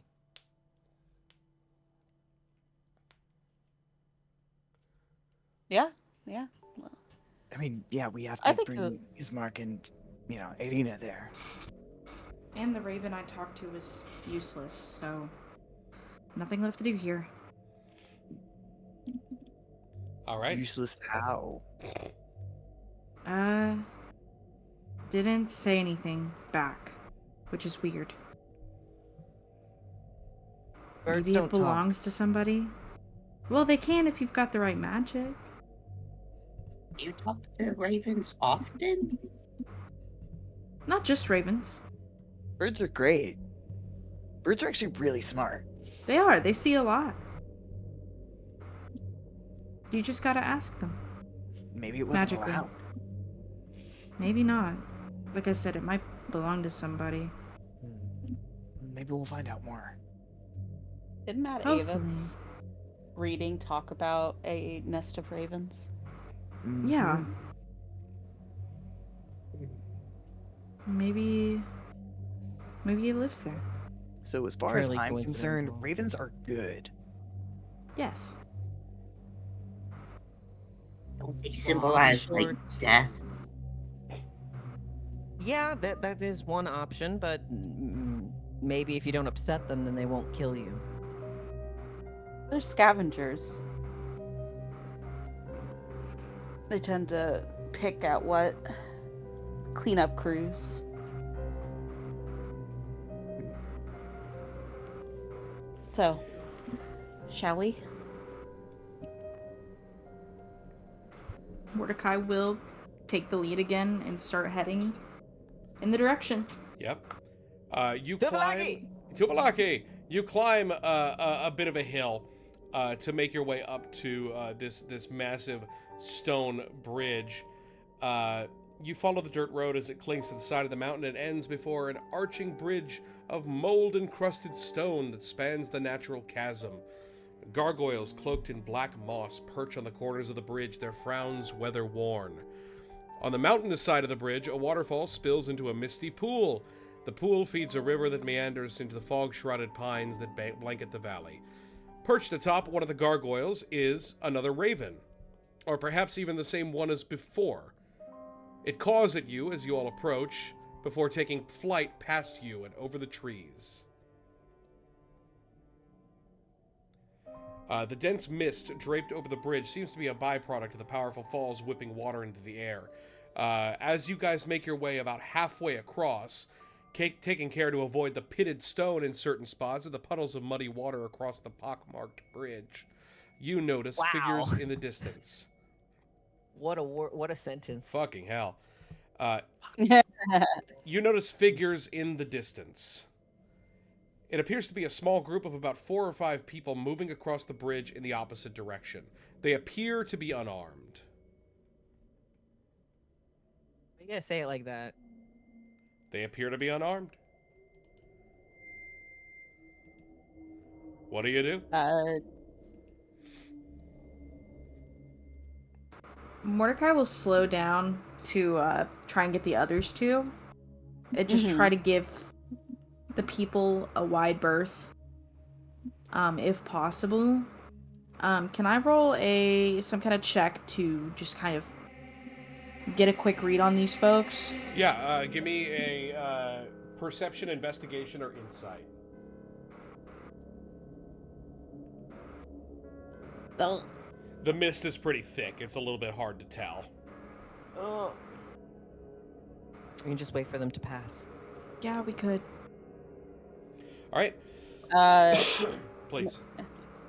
I think Batari will kind of get themselves ready, not like aggressively ready for fight, but just like Eldritch Blast on the trigger finger just in case. Is I can Matari cast still in the light back? again. Yeah, they've been they always stay fairly close to the siblings. Fair enough, fair enough. As the figures become clearer ahead of you in the mist, the distended bodies and sagging flesh make it abundantly clear these are not living beings, but a cluster of undead. Turning back, you can see a similar horde amassing behind you as the creatures close in on both sides. Everybody needs to roll initiative. Next time. Okay. All right, everybody. Thank you for joining us. Yay. That has been Symphony of Sorrow. Thank you very much, Milko Bilk, for the subscription. It's incredibly appreciated. Thank you very much. My friends, we are done for the night. Next session is going to start off with some wonderful, wonderful, horrible, horrible combat. And that next session will be next Tuesday. Next Tuesday at 6 p.m. Eastern Time. We are going to be doing this game every Tuesday from now on. Thank you all very much for joining me. Let us find somebody to raid, shall we? Somebody to Raid. Shadow Legends. All right. Everybody I'm go sorry. down the line and reintroduce yourselves, please. Klaus. Mine. Klaus, I play Griffin. Sick. Morgan. My name's Morgan. I play Matari Nightfall. Fucking Jesse. My name is Jesse. I play Hira, who is wet. Fucking Julian. Hi, I'm Julian, and I played Ritter, who is also wet. Great. And Taylor. I play Mordecai and he's dry. Fucking sick. All right, everybody. We're going to go raid our friend Dog Joke, who is playing some silly horror game. Thank you all very, very much for joining me. Have a great rest of your evening. Stick around for Dog Joke and give him a bunch of